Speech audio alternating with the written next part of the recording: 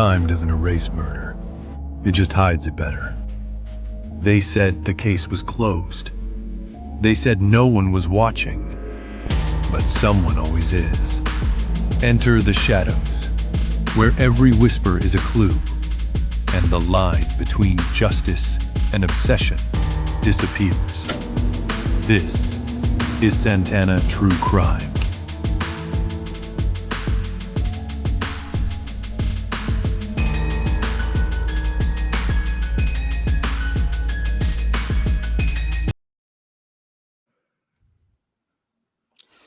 Welcome to Santana True Crime. Tonight, I've got a special guest. I can't believe that he's gone from being a police officer and, let's be honest, a complete fuck up at some times, to an author of Pig Latin. He's also my boss now at Failure to Stop, Mr. Eric Tansey. And because Eric is such a high-profile guest and one that I believe everyone's been wanting to hear, I brought in Abby Ellsworth. Abby is a writer and podcaster and has her own show on being a police officer. Abby and Eric, welcome to the show. Thank you, guys. Thank you. And I've interviewed both of you, and I'm a civilian, you forgot to say. I think I was like your show might have been like one of the first shows I ever came on to, because I think I was with Mike the Cop at the time, and like usually because that was when we belonged to the Drinking Bro, the Tetherball Network, and every time somebody wanted to interview like a famous podcaster, they always picked Mike the Cop, because he was like the famous host of that show, and I think you were like the first one that like had me come on, because I was like Mike's, I was like co-host, so. You said you'd never been interviewed so hard. Yeah, no, I remember it. Did she make you cry? Yeah, because she made me cry, and also Matt Pitcher, who came on her show, cry as well. No, yes. I try to. So if you ever come on her show, you're a police officer, you're a detective, make sure you bring a box of tissues, because she's going to start pulling at your heartstrings, making you tell about dead babies and how that made you feel. And yeah, you're going to leave a worse person than you were before. But let's start out with something. Eric, I've been waiting to read this book for a while. I'm actually a part of the book. I'm a Jace, your training officer, which is part of this is a true story. And it's really amazing when people hear these stories, because they're so insane that they don't even sound true, to be honest with you. But I can testify to the fact that the stories I was included in are 100% true. Do you mind giving us a reading? Yeah, I'll do it. And I just finished the audiobook. Like, it was just turned in and submitted yesterday. So like, I have had practice. Do you want me to do it in my Simon Schuster audible voice or whatever? Yes. And before you do, when is the book available? When can the 26th of August. And let me tell you, the audiobook, I've never done any of this before. And the guy who directed it, his name is Travis Tawn. And the guy who engineered it was Noel White. And Noel White, the engineer, was in Seattle with Neil deGrasse Tyson and William Shatner doing some kind of audible thing with them. And then he flew back to Clayton, North Carolina, where I was at. And his office was in Raleigh, but he had a setup in Clayton. I don't want to give out too much information, but I got to go to his place. And so I was really nervous, because of that, because he was like, while we were planning this, he was like, oh, right now I'm recording with Neil deGrasse Tyson and William Shatner. And I'm like, oh, I'm not any of those guys. Like, I'm not, and so then Travis Tawn, he did like Hillary Clinton's book. I think it was like Lady Gaga. Like if you look at his list, I think it's Tonn, Travis Tawn. And so he was like, he has all these Donald Sutherland and all these other people. And it was just really wild. And so when I sat down to do the recording, I had no idea what to do. And I was extremely nervous. And so the director, had me like formulate characters. And then because I guess I was so aggressively reading like in characters, that they decided to get a 17-day extension. And then they had musicians come in and create sounds. for the whole book and music. So it's really like a movie production, and they would have me like read in a voice and then go back and read it again in the same voice. And I felt like I was in a movie, and then they would, conspire with the musicians to come up with sounds or music. So I think the audiobook is probably one of the craziest things I've ever done in my whole life. The audio. I don't think people really realize of how much work an audiobook is, and most authors don't do it for that reason. And you spent, this was like weeks of reading, right? Yeah, it was definitely and like an 8-hour day.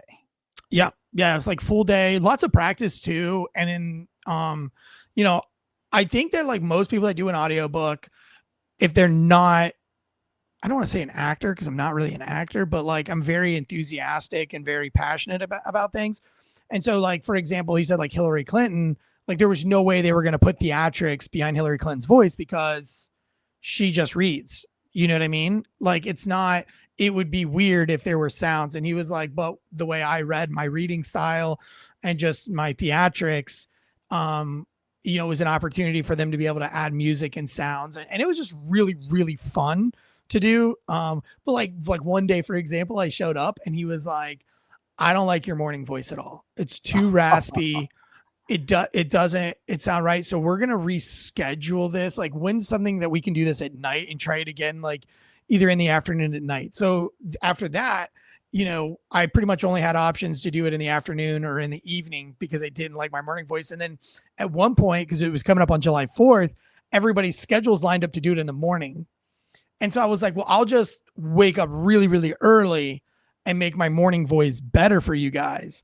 And so like that was the way around it. They were like, all right, so like set your alarm for 5 a.m.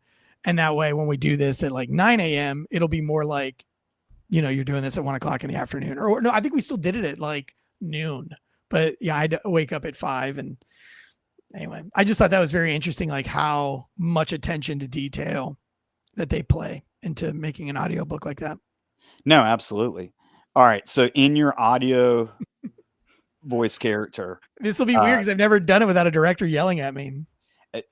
Okay. So Abby, can you yell at Tansey? Read it again. Count you louder. Down. Read it again. Slower. 3, all right. 2, 1.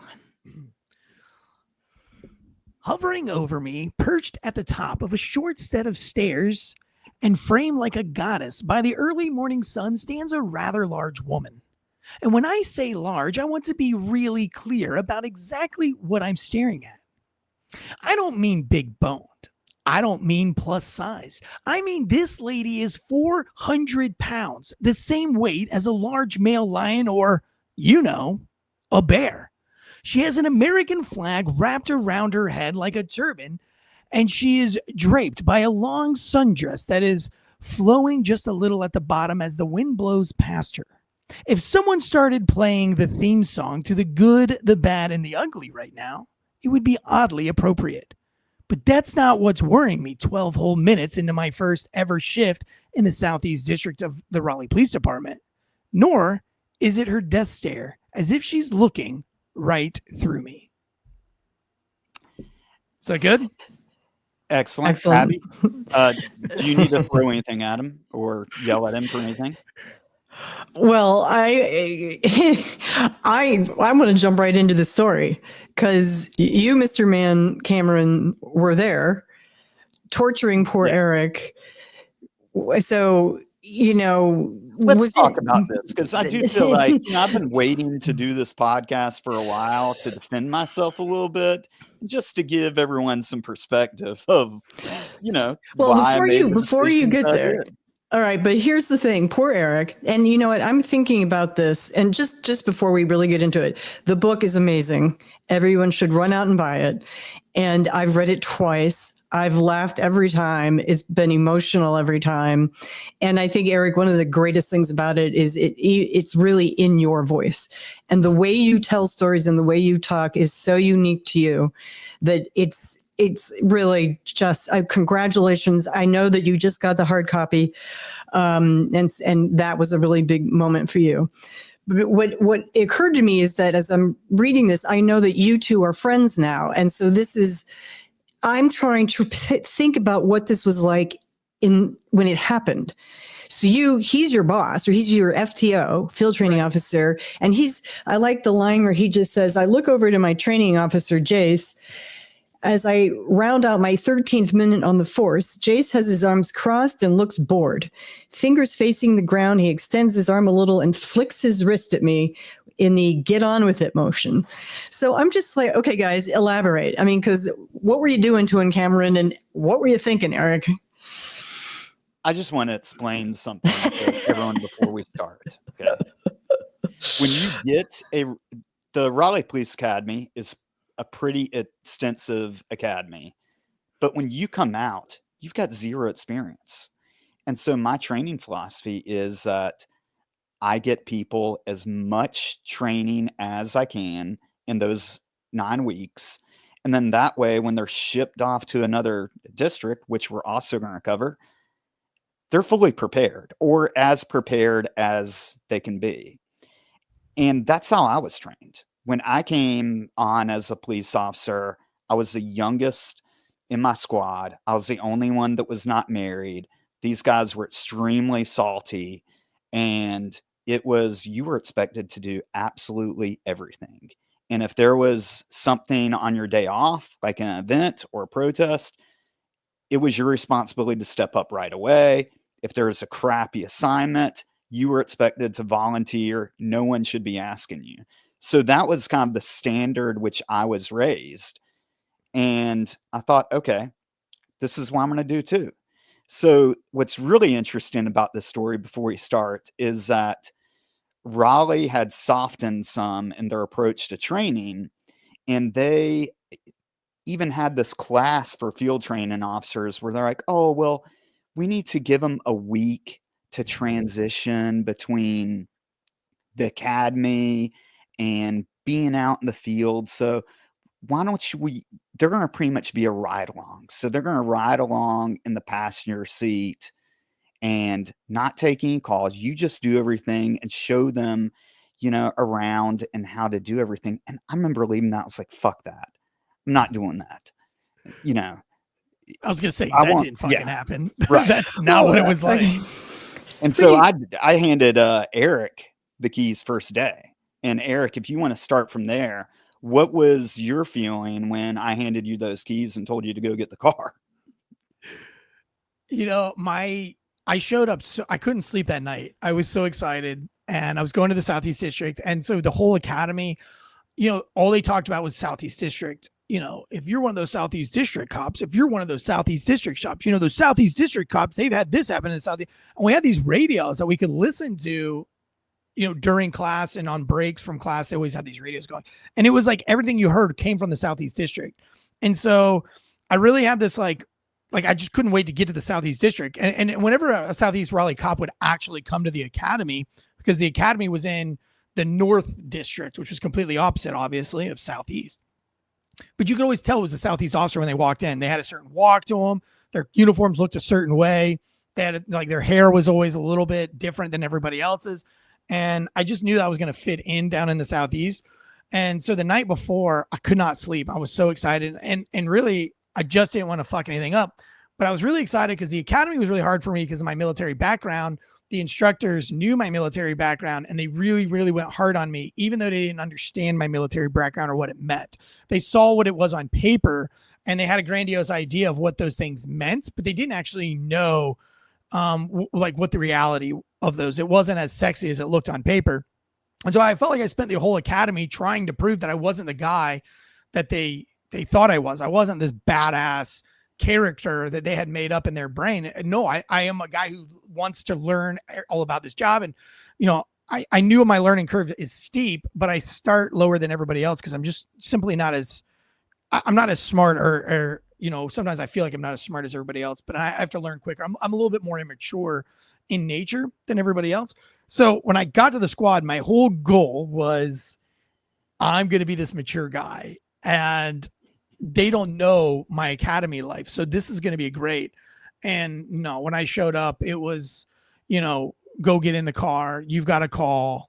And It sucked. I mean, it was like they just thought like Santana was like, he just kept mentioning my military background. And I was like, man, you cannot be further from the truth. Like, I need a mentor. Like, I need to learn. I don't know. You think I know. I really don't know. Well, and so how did this call come out? I mean, and I don't know. So she's this enormous. The thing is so funny is you talk about how she's in a boxing stance, a boxer's stance, right? And I think, and I mean, you should tell the story, but like twice in the book, the fatal error was to look away. Yeah. You looked at Jace, Cameron, and then she went for you. Because I didn't know what to do. You know, I think the call came out. I don't know what the call came out because I wasn't privy to that information. I don't even think I had a radio. Matter of fact, I didn't have a radio for like 2 weeks. Remember Santana? Remember Jace? That my radio wasn't down. Like they hadn't uploaded all the information into my radio, and so you kept yelling at me for like 2 weeks about not having information.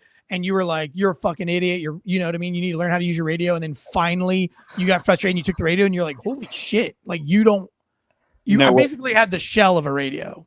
Right. What actually happened was that we didn't figure that piece out until I lost you into the woods, which that story is not in the book as well.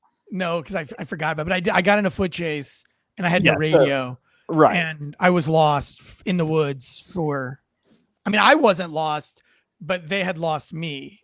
I knew what I was doing. 2 guys, one broke to the right, one broke to the left. And my guy like got under a shed.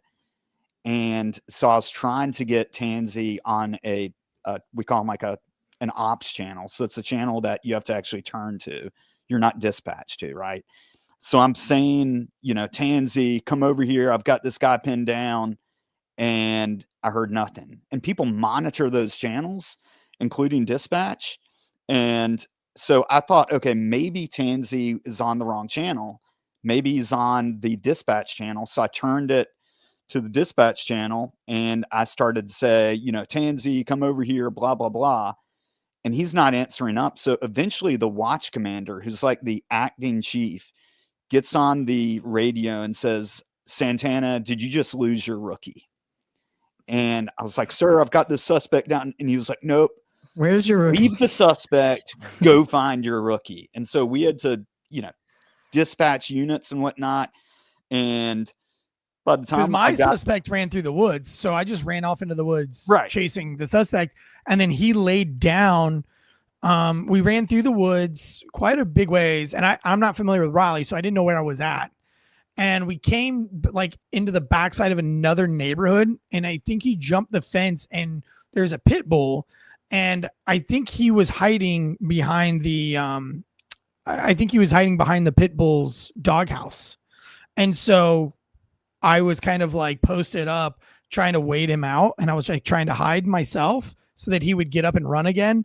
And I never got there because all these cops were like yelling my name and like, Tansey, where are you? Blow your whistle. Like, we're like blowing whistles in the woods there. It was, and then as a training officer, that's kind of embarrassing. And I was like, well, why didn't you answer the radio? I honestly, thought that he just didn't have his radio on or something stupid.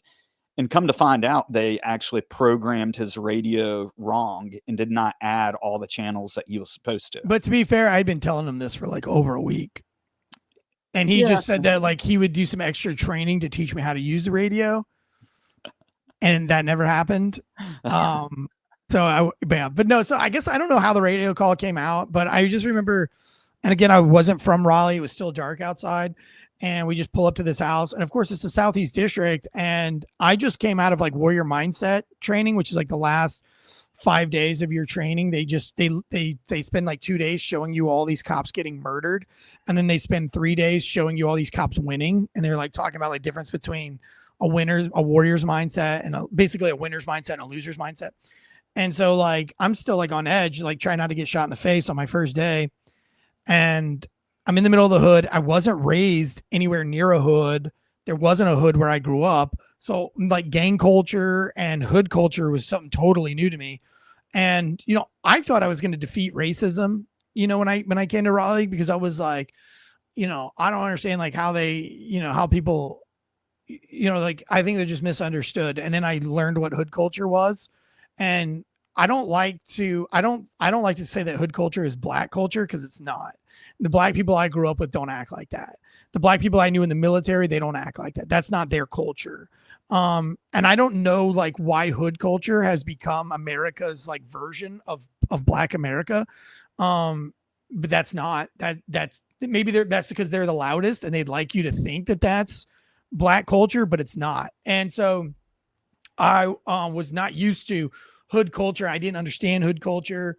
And now I'm in the hood, and I've got this kid coming up to me, which, when you're coming from it, from my perspective of never being around it, you think how inappropriate is it that this kid has to deal with this before he goes to school? And the fact that kid got on a school bus in the middle of the incident is also something I don't think that like Jace or any of the other cops that had been around for a while, like knew how much that played into my mindset. Like I talked about that for days. Like I told my mom, I told my dad, I was like, and this kid fucking goes to school. Like he gets on the school bus while I'm fighting his naked mother. Like that's something I would have just like not gone to school for. I've been like, oh, I'm sorry, I can't go to school today. Cops are fighting my mom. You know what I mean? Now imagine that kid had to go sit through school all day, and he doesn't even know what the outcome of the event was. He didn't know his mom went to jail. He didn't know anything. He just went to fucking school. So this is the fat lady's kid? Yes. Oh no. Like this fat lady's kid who was like 14. He like came out to the car and he's like, my mom's off her meds. And I looked over at Santana, and Santana was like, go deal with it. And I was like, go deal with it? I don't know what the fuck I'm doing, bro. Of course I didn't say that. I was like, yes, sir. And then, obviously you see how bad it went in the book. And I just, I basically get my ass kicked by a fat woman in my first 13 minutes, and she gets naked and she tries to poop on me. And, you've read the stories, but yeah, I mean, in those moments, I was so mad at Jace. I wasn't mad at Jace, but I was mad at myself for I just was like, why me? Why is it that everybody has made up their mind of what kind of person I am, but none of them have actually asked me to tell my side of any of the stories? These people just think that because they read my DD 214 that I have some kind of training that makes me an expert cop. And I'm like, you guys are fucking crazy. But I didn't know at the time that was like every rookie went through that. I didn't know that.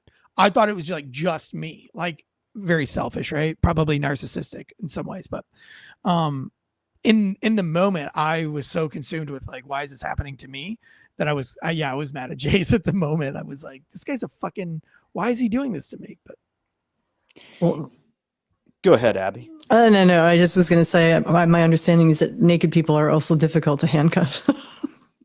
Well, yeah, especially if you don't know how to handcuff. You have nothing to hold. What were you going to say, Cameron? Sorry. Yeah, and just to give people some perspective on this, a lot of times when you're training people, you're of the mindset of, okay, I'm going to try to call swap, and sometimes that may even involve going to another district to get this person experience with a certain type of call. So like, let's say there's a fatality wreck. You're like, okay, I want my rookie to go work on that. And the rookie is not going to be actually taking the report, but maybe the rookie would be, setting up traffic cones, doing some part of it to get them some experience. And you are exactly right about how you were hyped up. When I did some research on you, and I was talking to someone at the academy, we'll call her Lauren, and she described you as being, quote, special, but really sound tactically, and told me about some exercise y'all did where you were the only one who didn't get shot.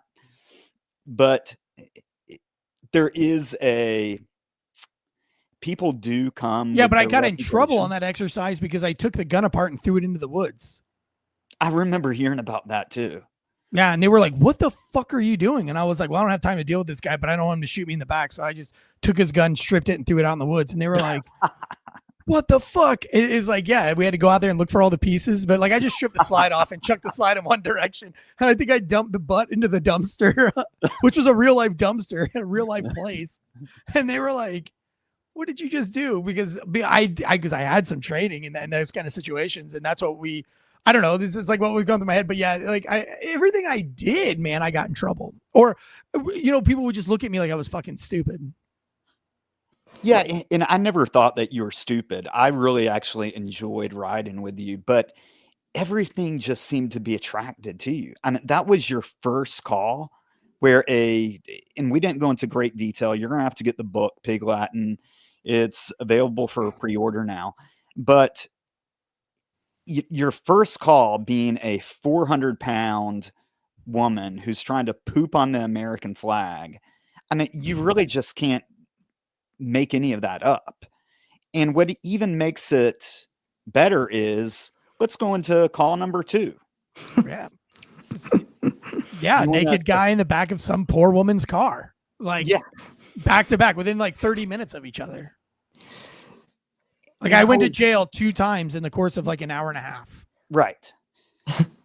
And you know what's even better about this is that there always seems to be a theme with rookies. Like with Red, it was, which you also mentioned in the book, anyone that had a warrant, she could throw a rock at and, or a rock into like a group of people, they would have a warrant. So we're constantly, taking people to jail for warrants. With you, that's Red in the book. By the way. Right. Yeah. And I was the naked bear, and it carried out my whole career. You know what I mean? I feel like every big naked case that we ever had, I was a part of it. So it sounds like you sounded a little confused and defeated by that first call. Do you want to tell them too at the jail of how much I helped you when with naked? Yeah, fat lady? I'll never forget this. I'll never forget that moment when I was trying to type on the keyboard and I couldn't type, and so I typed like this, like monkey fingers. And so he came walking up behind me, and I was like, and here's where I get made fun of because I can't type. And then all of a sudden I hear the slaps on the floor or like clapping sounds, and I look up and she's standing right in front of me, shitting. She's standing up on the bench and shitting down on the floor, and I spring backwards, and Jason's like, "You're lucky she's not throwing that at you." And it was like, I knew the way he said it and where he was standing in correlation to me that like if she was gonna throw shit at me, he was gonna let her throw shit at me to teach me a lesson. And I was like, fuck, like this motherfucker is serious. Like he's going to make me learn the hard way. And it wasn't that bad, but I wrote the book, years and years and years ago, like as these things kind of happen. And so I wrote them from the perspective of what I was in that moment. You know what I mean? Like it's easier now to go back and tell that story and say like, oh, Chase is a loving, great training officer, because he really was. But now I know why. You know what I mean? It's like when your mom punishes you when you were like a little kid, and in that moment you're like, I have the worst mom in the world. But when you're 20 years old, you're like, oh, dude, totally.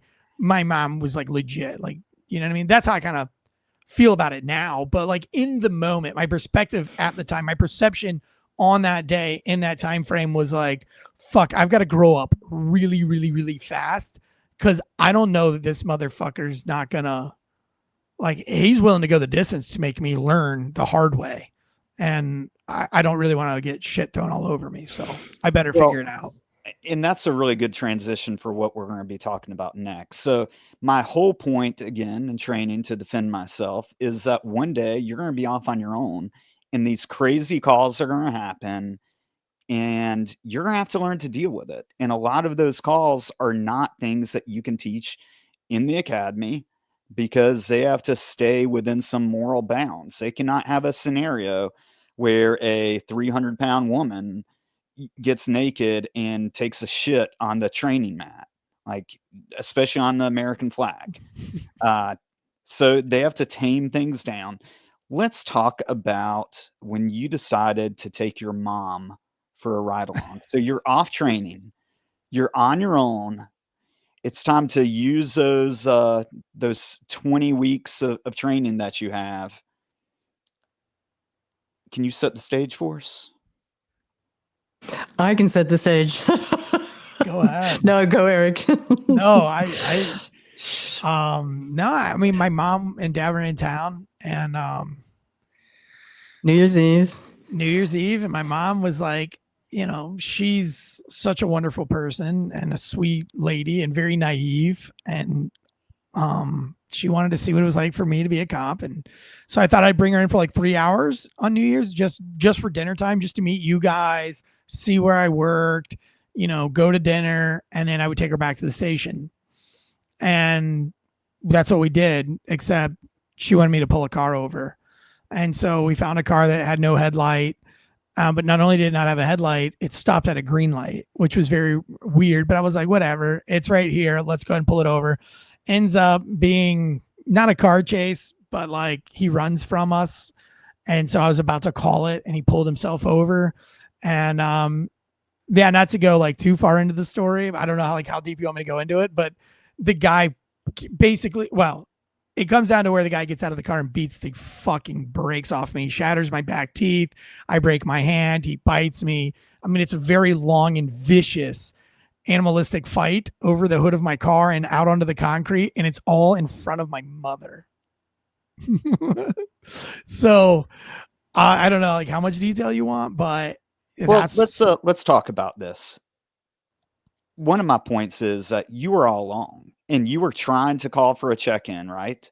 Yeah. But sometimes radios don't work the best when, you know, you're getting punched in the face, right? Right. And so I'm sure that in reality, this probably only lasted minutes. Yeah, I think it was like a minute. I think it was a minute and 41 seconds total. Oh, it sounds like 10 minutes.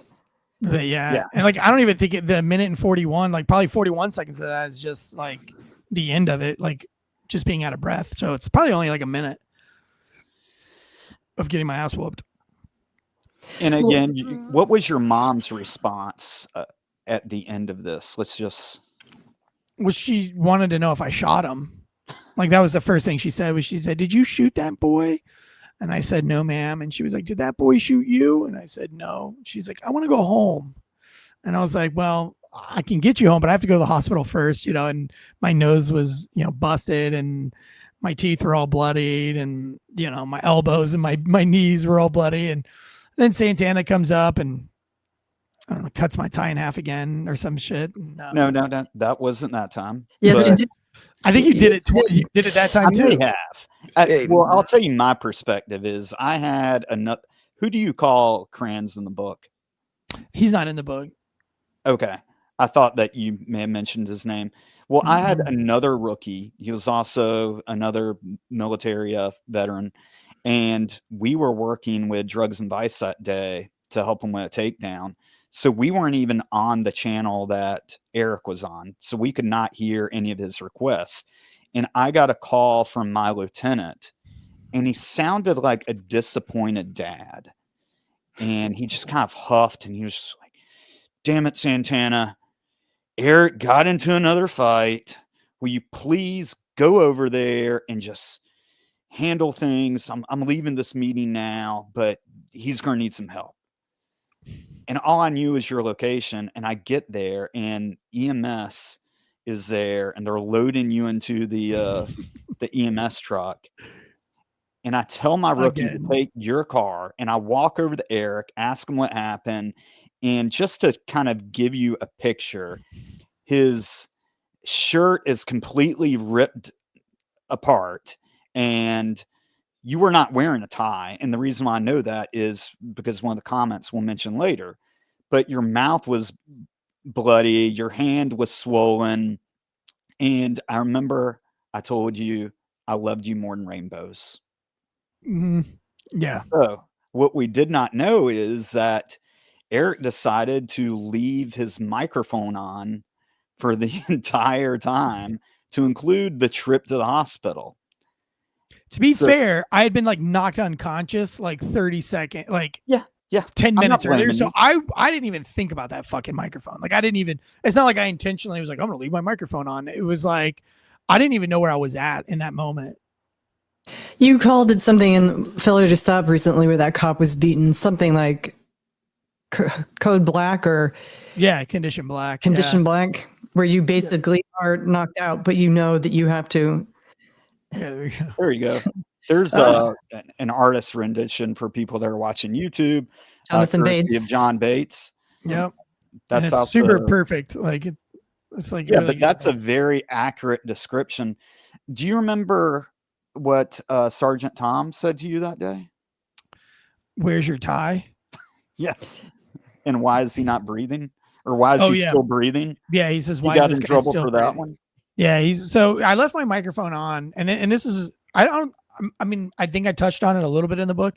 Probably should have touched on it more, but I accidentally left my mic on for 48 minutes or something like that.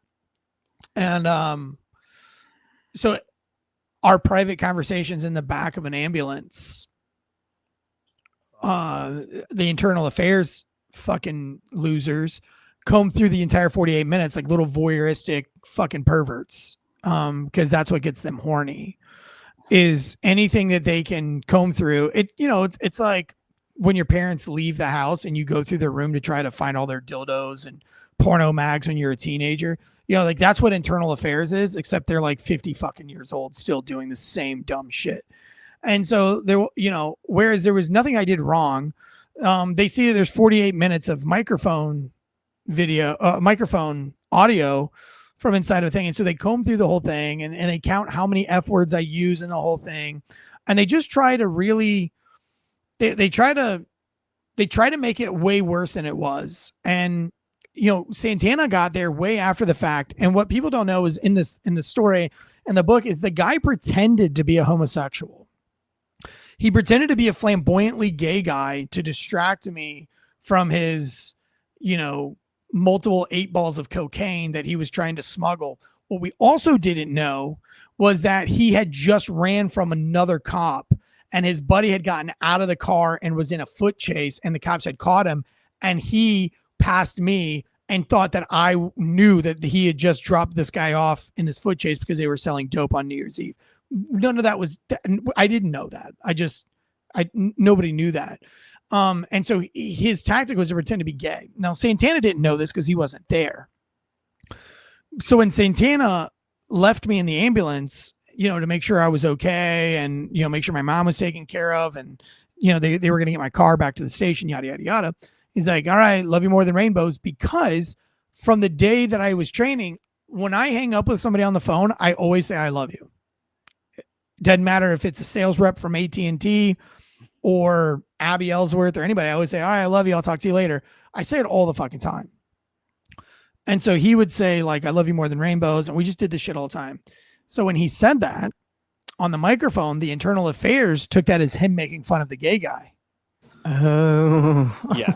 But one, the guy wasn't gay. And two, there was no way that Santana would have ever known that because he wasn't there and wasn't like, I didn't be like, the guy was pretending to be gay and then he beat the shit out of me. Like that never came out because I didn't even know that that's what had happened. Like I didn't know that the guy was pretending to be gay until like weeks and weeks later when a psychologist and 2 guys from the SWAT team and our SCAT instructors went over the tape with me to show me exactly what happened that day and, where everything went south. I didn't even know in the moment, again, because I got knocked out. Like the guy fucking knocks me out like in his first or second punch. I mean, my knees collapse, my head whips back, and it takes me a few seconds to come back while he's still beating my head in. Well, and the change in demeanor, I think he was saying, he wanted a black cop, or he doesn't want you to hurt him, don't hurt me. And I think the sudden change, then he became kind of like an animal. And he really was. He wanted to stick your head in the trunk and close the trunk on your head, trying to get you to show him where the broken taillight was. So I think the shock of the change in demeanor, and then you looked away to see, you thought your backup was coming. And in that moment, he charges at you. Yeah. And Santana. So, one of the things we had to explain out of this whole ordeal where I did nothing wrong. But all of a sudden IA has made this like 2 or 3 day, 4 day investigation over shit. Like, why did Santana say, I love you more than rainbows? Now when I did the IA investigation, I had not seen the tape yet. I did not know that this guy had like faked being gay. You know what I mean? So I was just like, because we say I love you all the time, it's fucking retarded, but we're in the middle of an ambulance. It's just us. And like, I literally say that to them all the time. They're like, Are you sure that's why? He didn't do it for any other reason? I didn't know what they were talking about. I was like, I don't know what other reason he would. I mean, yeah, because we're fucking gay. Like, he fucks me in the ass. I mean, like, what do you want me to say? You know what I mean? Like, I'm not gay. I'm married to a woman. I tell everybody on the squad I love them. And we just say gay shit. Like, because I didn't know that they. So when he gets to internal affairs, what do they ask you?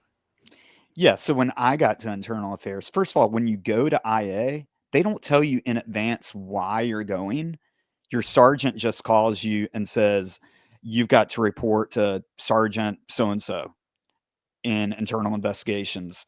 And you just leave straight from wherever you are to go to internal affairs. So you don't have time to prep. And a lot of times too, you'll be called in about older cases that someone may have complained on you for, especially if it's something minor. So it could have happened months ago, and now you're getting called because you didn't fill out X, Y, and Z form, or you didn't follow X, Y, and Z policy. But for this time, they actually had me sit down with, it was either the lieutenant or captain of IA. Normally you would sit down with a sergeant. And as soon as he told me about what it was about, I was like, oh, like this is going to be nothing. They're just checking boxes. Because I thought, how can Tansey get in trouble for getting his ass kicked? And I mean, he could have shot the guy at that point. If someone tries to knock you out, you have every right to shoot him in the face. He didn't do that. He kept it with just his hands. And from my perspective, as far as what I had done, which was just make sure he was okay, and I rode with him or followed him up to the hospital, there wasn't anything that I knew that I violated as well too. So we're kind of going through this day, and I'm telling him, yeah, I wasn't on the radio because I was working with Drugs and Vice that day. And I got there and I was explaining how Tansey, his shirt was ripped. He's got a bloody nose. His hand is swollen. And he stopped, or he asked me, at any point, did you say, I love you more than rainbows? And I just started laughing. I said, look, the whole thing about I love you more than rainbows is I was watching the Oscars with my wife, and this guy said, honey, I love you more than rainbows. And I thought it was the stupidest thing for an acceptance speech. So I started to, say that with Tansey. And he stops the recorder and goes, oh, hey, I had to get that in there because the guy was a little, and does his, like a limp wristed motion. Which like these fucking cowards can't just say the word gay. That's how fucking cowardice these internal affairs fucking losers are. So I had no clue that the guy was actually gay because I had no interaction with him or appeared to be gay. Whether he was gay or not, it really doesn't matter to me. But I don't even think he was gay. I think it was an act anyway. I'm sure it was. And that sounds legit. But I do think that, when we're looking at an incident like this from a tactical and training point of view, it really highlights of how you really need to be prepared to handle things on your own. And from this book, it really just shows the amount of like shitstorms you get into a relatively short period of time. I mean, this is not a 20-year career. No. I mean, I was a cop for I think like my whole journey trying to be a cop was like 8 years, but like I was actually only working the street for like 6.5 or 7 years. Because it took me a year to work through I had to do like the fucking polygraph twice because it expired.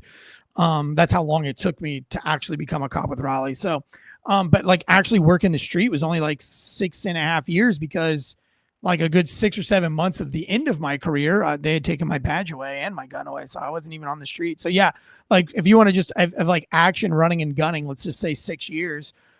I mean, I packed in a 30 career and that the book's not about me being like, me being a grandiose good cop. Like that's not what the book's about. The book is a realistic depiction of what you're going to see as a police officer. And it's more of a comedy, but I don't know. What did you think? You read the book. How did it, because I did get one review already from an advanced reader that says that I look, or that I sound pretentious in the book. I believe she called you an asshole too. That was a different lady. She said she wants to like the book, but the author is so obviously an asshole, I can't give him 5 stars. And so she gave me 3. This is what I appreciated about the book, is that you've got stories like that, which they've got a lot of serious components too, but you write it in a comical fashion. But then there's also points where you talk about a Mexican man that was murdered and he dies in your arms. And this is, takes a really emotional toll on you as a person. And you see moments like that, which, Abby, I know this is like your specialty. So if you would like to make Eric cry to talk about this, that's good with me. Well, we did cover it in the first interview I did with you. You said, I mean, you could set up the story, but you said that's the one you don't talk about. Yeah, no, it was even hard to like do the audio version of the book. It was really hard to do the audio version of the book. I thought I was good to go on the audio version. And then when we got to the story, it's just like one of those ones. It's just like, that's the one. Yeah, it's really bad. I don't like to, it's just, no, it's a haunting one. Like it really, really does haunt me. And we saw a lot of people die, and that's fine. Like that doesn't bother me at all. But that one just haunted me just because like it almost made me scared of death. Have you ever seen Apocalypto or whatever, the Mel Gibson movie? Apocalypto. There's a scene in Apocalypto where the head Indian tells all the other Indians not to look at another Indian because that Indian was afraid. And he says fear is contagious.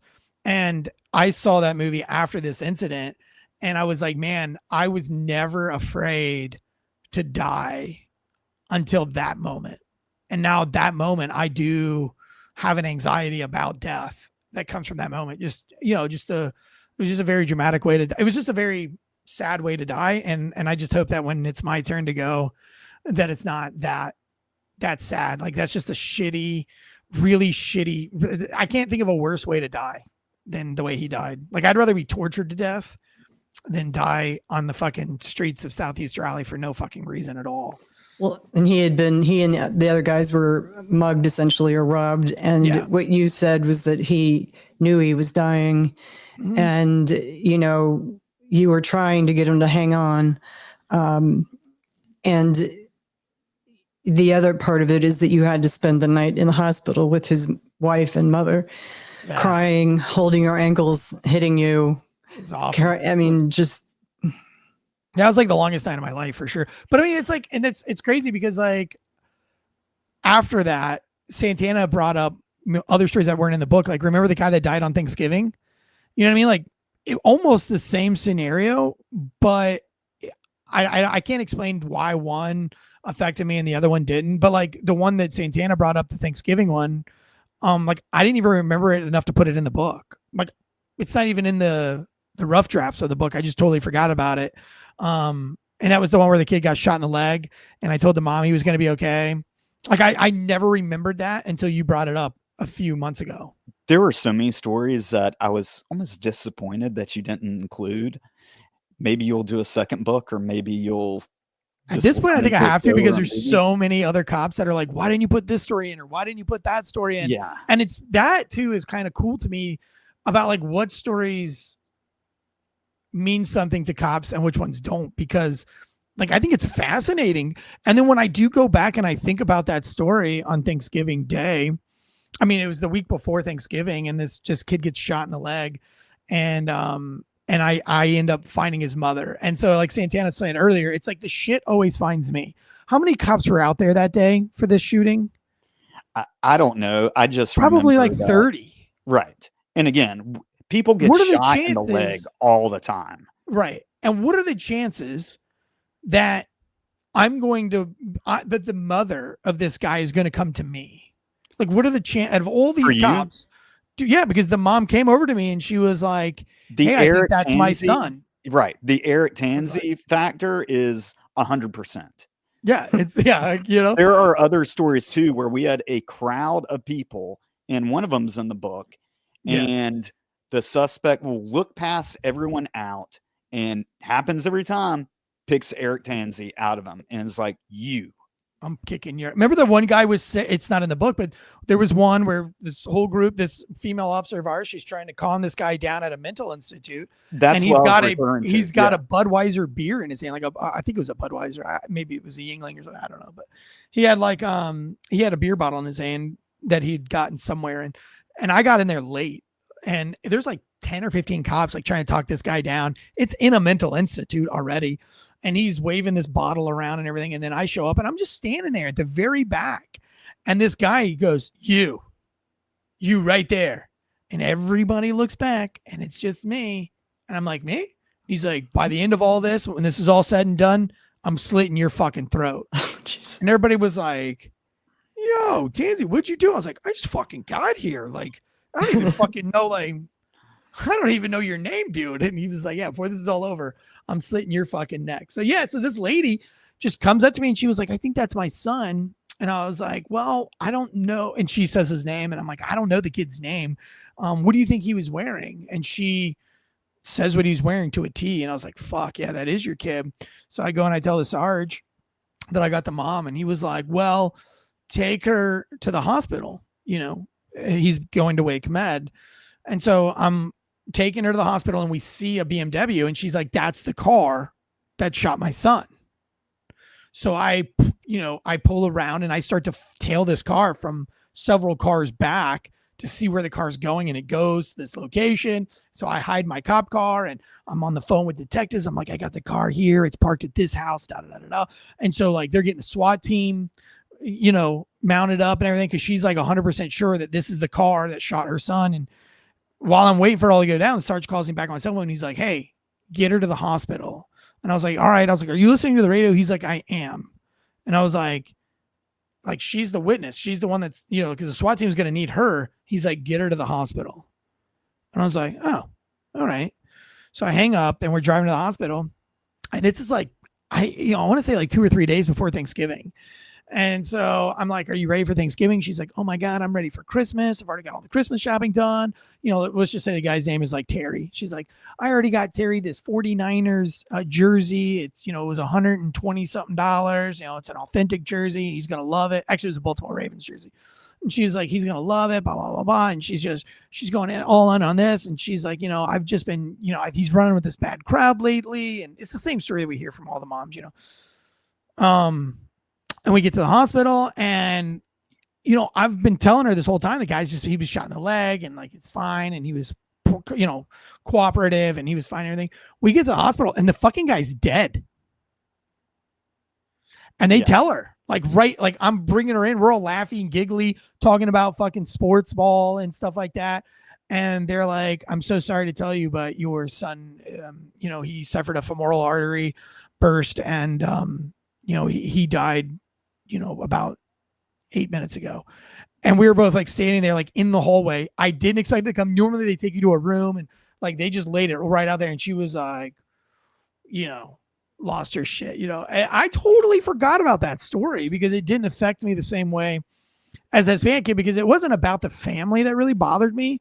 It was really just the fear in his eyes while he was dying that really bothered me. I think at the end of the day. And just, but this kid was selling dope and he got shot. I think that's how I compartmentalized that one. It's like, well, fuck you, dude. Like you were selling dope and you got shot, like sucks. But you know what I mean? The Mexican one, he was just working. Like he didn't do anything wrong. He was a good person.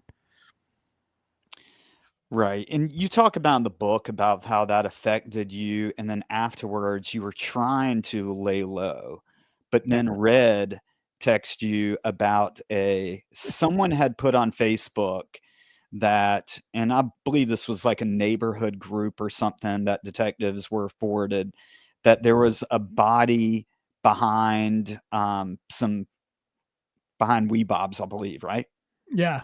Which is like a little local convenience store. Can you tell us about kind of what happened? Again, this story is included in the book. Yeah, and it's 100% true. I know a lot of people are like, is that true? Did that really happen? Like it really I can confirm this 100% happened because I remember making fun of you for a very long time. A lot of people did. Yeah. So basically, as he says, that there is a body behind Weebops. And so she calls and she's like, hey, I just got this like message on my phone from dispatch that there might be a body behind Weebops. And I was like, I didn't hear that go out on the radio. She's like, they just messaged it to me on our computer messaging system. And I was like, she's like, will you come back there with me? I was like, yeah, sure. So I drive over there and we walk back through a trail and there it is. There's a body in the middle of the trail with a bullet right between its head, freshly dead body. And so of course there's a crime scene and everything it's set up. And it's not really my crime scene. It's her crime scene because it's her call. I was just there to kind of help her and she's not going to fuck me over and like, make me be a part of the call. So I kind of just disappeared back to my car and I was watching YouTube on the perimeter where the crime scene tape was at and just trying to stay out of the whole. I just didn't want to be a part of any of it because I didn't want to have to type anything and generally just lazy excuses. And I get, there's probably 30 cops there, detectives, cops, sergeants. And I get a tap on my window. And it's this guy that says he thinks he knows who the body belongs to. And he thinks it's his brother. And he gives me this whole sob story. And I mean, read the book. There's a lot more details and it's a lot funnier, but I end up giving this motherfucker a ride to the detective station and he's the murderer. And I drive him around and help him dispose of evidence, but I didn't know that I was driving around helping him dispose of evidence. Like he needed to run some errands before he could go talk to the detectives. And little did I know that during those errands, and I'll let you read the book because it's a lot more funnier than that, but he discards of the firearm, the cell phone, and all the other evidence, which luckily we were able to go back to each location and find those bits of evidence. But I was forever like, yes, I was deemed the guy that drove around a murderer and helped him get rid of murder evidence. And he was in my car with a fucking gun. Yeah. After he just killed somebody. And you didn't search him. I didn't search him at all. No. So I'm a very stupid accessory to murder would have been appropriate then. Yeah, I mean, and it's funny and it's laughable, but like at the same time, I hope that young cops that read my book will be like, holy shit, like, because I was trying to be a cool cop, because I was trying to be a nice guy. I mean, I could be dead. My 5 children could be raised by my wife by herself, and that wouldn't be fair because I wanted to be nice, because I wanted the public to think I was one of the quote unquote good ones. Speaking of you being a nice guy, let's talk about the frat boy that decides to hang out. It was around like the 700 block of Martin, right?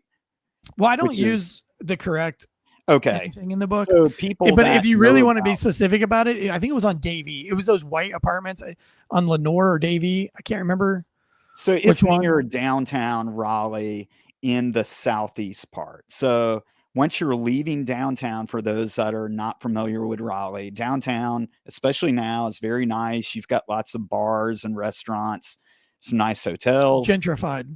Right. But especially when this happened, there was almost like a border where it became downtown to open air drug market, heavy gang neighborhoods. And this was around, most people are familiar with like the 700 block of Martin. You said it was on Davie, which I'm sure that's correct.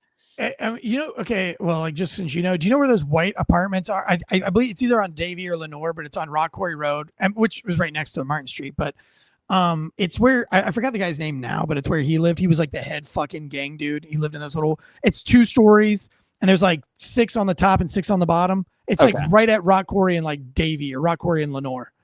But anyway, it's like really bad spot. It was in that music video from P.D. Pablo, Rise Up, Raise Up, Take Your Shirt Off. It was one of those locations in that music video. But regardless, this is a crappy area, and this Very is bad. At night, where you should absolutely not be if you're not from that neighborhood. And this kid is wearing, I believe you described him as wearing a salmon colored polo or something. Yeah, pink. Yeah, salmon-y pink. Yeah. All right. So Mr. Nice, Friendly Eric sees this guy who obviously does not fit in. I believe it was, you described it in the book as a 911 call was given. Yeah. Which is very suspect. nice. Right. So you've got this preppy white kid in the middle of the hood, and this is at night after the bars have let out. And luckily, Eric rolls up. Can you tell us what happened about that? Yeah. By the way, that was where Rah Rah and Tequila Peoples lived. That little white. That's the apartment I'm talking about. So nice citizens from Southeast Raleigh. Well, but one's dead and the other one's in prison. Rah Rah's dead now. But anyway, which he's also in that PD Pablo video. He's that little kid with Darius Welcher sitting on the steps. They're the two little kids sitting on the steps. Darius is in prison for life, I believe. And Rah Rah's dead now. But anyway, that's just a fun fact. But anyway, yeah, so this kid, it's very bad spot. Very, very notorious bad. And so this kid, this college nerd, is sitting there with his tucked in salmon colored polo into his khaki shorts and his Sperry tennis shoes. And it was a 911 call, a suspicious white guy wearing exactly that. And so I was thinking in my brain, I'm like, holy shit. Like, one, this guy's probably going to be dead when I get there, or he's going to be completely robbed and, maybe raped or something pretty bad. But like, I'm going to go because whatever it is, it's going to be fucking, I got to hear the whole story. And I get there and it's literally just this drunk white guy. And I don't want to give too much away for the book, but basically I become a taxi service for this young man and I drop him off. I won't say where I dropped him off. I'll let you read the book, but I drop him off at a safe location and he inevitably disappears and becomes a missing person for a long time. Not a long time, long enough. You can read about it in the book. And then of course they do find him and he's dead. And I was the last person with him. And so I, in the book, have to explain to detectives, like in painstaking detail, and I had to find witnesses, and we had to go and pull video camera surveillance footage to show that I didn't fucking kill this kid. But yes, he ends up dying. He ends up, I don't want to give up too much because I think that's a fun story to read in the book. It's a real whodunit part of the book, but he dies, and I'm like the number one suspect, and I'm a cop. And it sucks because it's like, everybody, like up until that point, it was like 2 or 3 months where it was just like, remember the guy, like this was in that time frame. Remember the guy that got shot on behind our station in that neighborhood, and he'd gotten shot like in the armpit, and the blood was just like draining out of him like a fucking water faucet. And I think they wrote him down as a white male, but he was actually a black guy, but he'd lost so much blood that they thought he was white. It was back there behind Crosslink somewhere. Yeah, and I definitely remember this going out, and there was a lot of, I believe it was, normally when you have a missing person, it's like, okay, here's a bolo that goes out to the department at roll call, you talk about it, but it had gotten to the point where I believe the news had gotten a handle of it because they knew that he had left the downtown area, and I remember, again, like Eric being called into IA and just thinking, oh shit, like this is not good. And I knew that Eric had, is not going to murder someone, but, explaining that to IA, that cannot be a fun time. But let's talk about another fun time, because I don't want to give away too much. Yeah, that's a fun story though. Spoiler alert, I didn't murder him. And I don't want to give away too much of this one either, but you breaking your leg. Yeah. There's a lot of comedy in that one as well, too. Can we kind of go through some of the details of that? Not too much, don't want to give away everything. You've got to buy the book. I mean, well, we'll just fast forward to the funny parts. And Abby, if you have questions along the way, you're more than welcome to ask anything you want. I don't care, but Cameron's not giving me a chance to say anything. Go ahead. I feel like you have a question about this one. Yeah, I have a comment when you get there.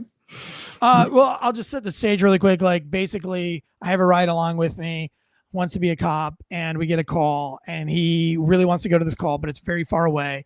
We end up going to the call just so he can see what a crime scene looks like. And lo and behold, as Eric's golden horseshoe or black cloud, whatever one you want to call it, we end up coming in contact with the suspect, even though we're miles and miles away. And it was like the chances of him taking the same roads that we took to get there are like 1 in 100. We end up getting in a car chase with this guy, and I end up getting into a fight with the guy, and I end up breaking my leg pretty severely. And Santana is there on scene while I have this suspect down on the ground, and it's pretty chaotic because one person's got their neck cut wide open, is bleeding everywhere. Another cop's got a broken arm. I've got a broken leg. He drove his car up onto another cop car's. He drove his car through another cop car up and through the windshield. So we thought we had a dead cop on scene as well. So it was like very chaotic scene by the time Santana got there. Abby, do you have any questions so far about this? Well, I mean, what I love are some of the comments, like when the ride along started, Gary was black, but now he's white as snow. You know, and the thing is, when you've got a ride along and you end up in this dangerous situation, he had to run. I mean, it's kind of like having a rookie. You know, you have to protect this other person, so you're now distracted. But I did want to get to the part where Cameron, known as Jace, starts to cut off all your clothes. Yes. I want to actually clarify that too, because I pointed Eric out something that he kind of forgot, is that Eric's leg was pointing in the wrong direction. So we had not only Eric is hurt, but Red in the book, she's bleeding. Eric described it perfectly. We were wondering, like, how did someone survive that wreck? Because the guy took his vehicle and tried to ram her. And so we go to the hospital, and I'm staying with Eric because I'm essentially his gun. This is a line that I love. Right. And they've given him. Let her read it. Let her read the line. In the book here. Hang on. Let her read the line. Go ahead. Read the line. They're about to dope up Tansey, and he can't have a gun while they do it. Secure his gun, then ride with him in the ambulance. You are now his gun. Don't leave his side until you are relieved. And Eric writes, I hope someone tells me I'm a gun someday. Yeah. Like, I remember being like, fuck, that's pretty badass. Like, I want to be somebody's gun one day. Like, that's really I love that line. Cool. Yeah, but they had given Eric a morphine or a fentanyl lollipop on the way over there. And here's one of the details I wish you would put in there. But when we were in the trauma room, I was trying to get his gun and like his police stuff off, his duty belt, because he's not allowed to have that. So that's why I would stay with him, right? But again, leg is pointing in the other direction. What does the nurse have to do? Remove his boot.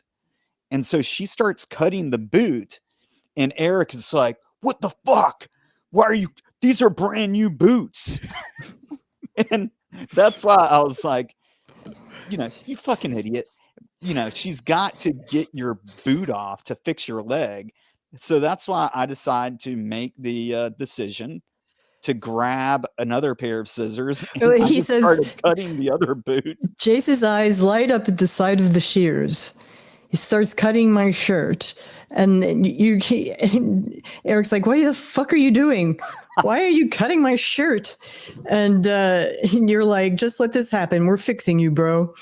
And I was really trying to distract him from everything that was going on, because I'm sure that he was. Yeah, and he was like yelling at me for being ungrateful. He was like, shh, just let this happen. You're being. Go ahead. Great. Jace grabs a handful of my clip-on tie and looks me right in the eyes. And before I can say another word, he cuts the clip-on in half. I want to know what is up with the clip-on tie, dude. You keep cutting his tie. Yeah, that's Jason saying. And so he cut my tie in half. Why? I mean, he'd cut everything. He'd cut like my belt off. He cut my pants off. He cut my shirt, and then he cut the tie. He just wouldn't stop cutting shit. And I'm yelling at him the whole time. But I guess there's like fucking 3 doctors like working on my leg. And they were going to set his leg. And I remember one of the doctors was like, he looked at me and he was like, this is going to hurt. Oh, that is the worst pain I've ever felt. I was like, okay, like I'm just going to try to do anything I can to distract him. That's why I was like, I just started fucking with him, because that's how, so I know how to make people. Yeah. I'm sure it didn't help. And so then, a year later, when I got in the fight with the gay guy, my clip-on tie had come off during the fight. It was in the middle of the road. and Santana brought it to the ambulance and he had cut it in half, which is a huge pain in the ass because you have to go back to property and hand them a fucking tie, and you can't rat your buddy out and be like, oh, my buddy cut my tie in half, I need a new one, because now he's going to get in trouble. So I have to come up with some fucking audacious, ridiculous, and I suck at lying. So now I got to fucking lie to these people of how my tie gets cut in half for the second time. I'm sure. You're welcome. Yeah. Thank you for your service. Well, yeah, it was service. Also, you can also call this bad luck with ride-alongs, because between your mom and then they try to retain Gary. Gary shows up on scene and he's like, wait, I'm the ride-along. Yeah, so like Gary, this black guy, comes showing up with a bulletproof vest on through this sea of cops. Right. You know what I mean? And in civilian clothes. So they're just like, who is this guy and why is it? So they detain him and everything. And he's like, no, I'm with Tansey. And they're like, what do you mean you're with Tansey? You know what I mean? And then I had forgotten. So yeah, you forgot your mother. Right. Yeah. Well, yeah, it's crazy what you'll forget when you're fighting for your life. It is pretty funny, but yeah. So Cameron, I don't know what story you want to tell next, but I just got to get this comment in. As I told you in the beginning, it's like if you remember from Star Trek, the trouble with tribbles. I feel like this is the trouble with Tansey, all these stories. And I wrote to Cameron, in general, there's a lot of fence jumping. And is that typical or is that Tansey? There are a lot of fights. Is that typical or is that Tansey? So you write the fence jumping is like, there are many of them. Some of them you do acrobatically and some of them don't go so well. So no, and like, that's not probably like, I don't even think I put I don't even think I put a quarter of the fence jumping in the book. Like, I mean, that's probably something that happens on a weekly basis. I mean, we're always jumping fences for almost every call because you have to get into people's backyards and everybody has a fence and it's Southeast Raleigh. So everybody's got a fucking pit bull. But we jump fences just about every shift. I mean, maybe not necessarily chasing somebody, but like to get into a house to, we jump fences a lot.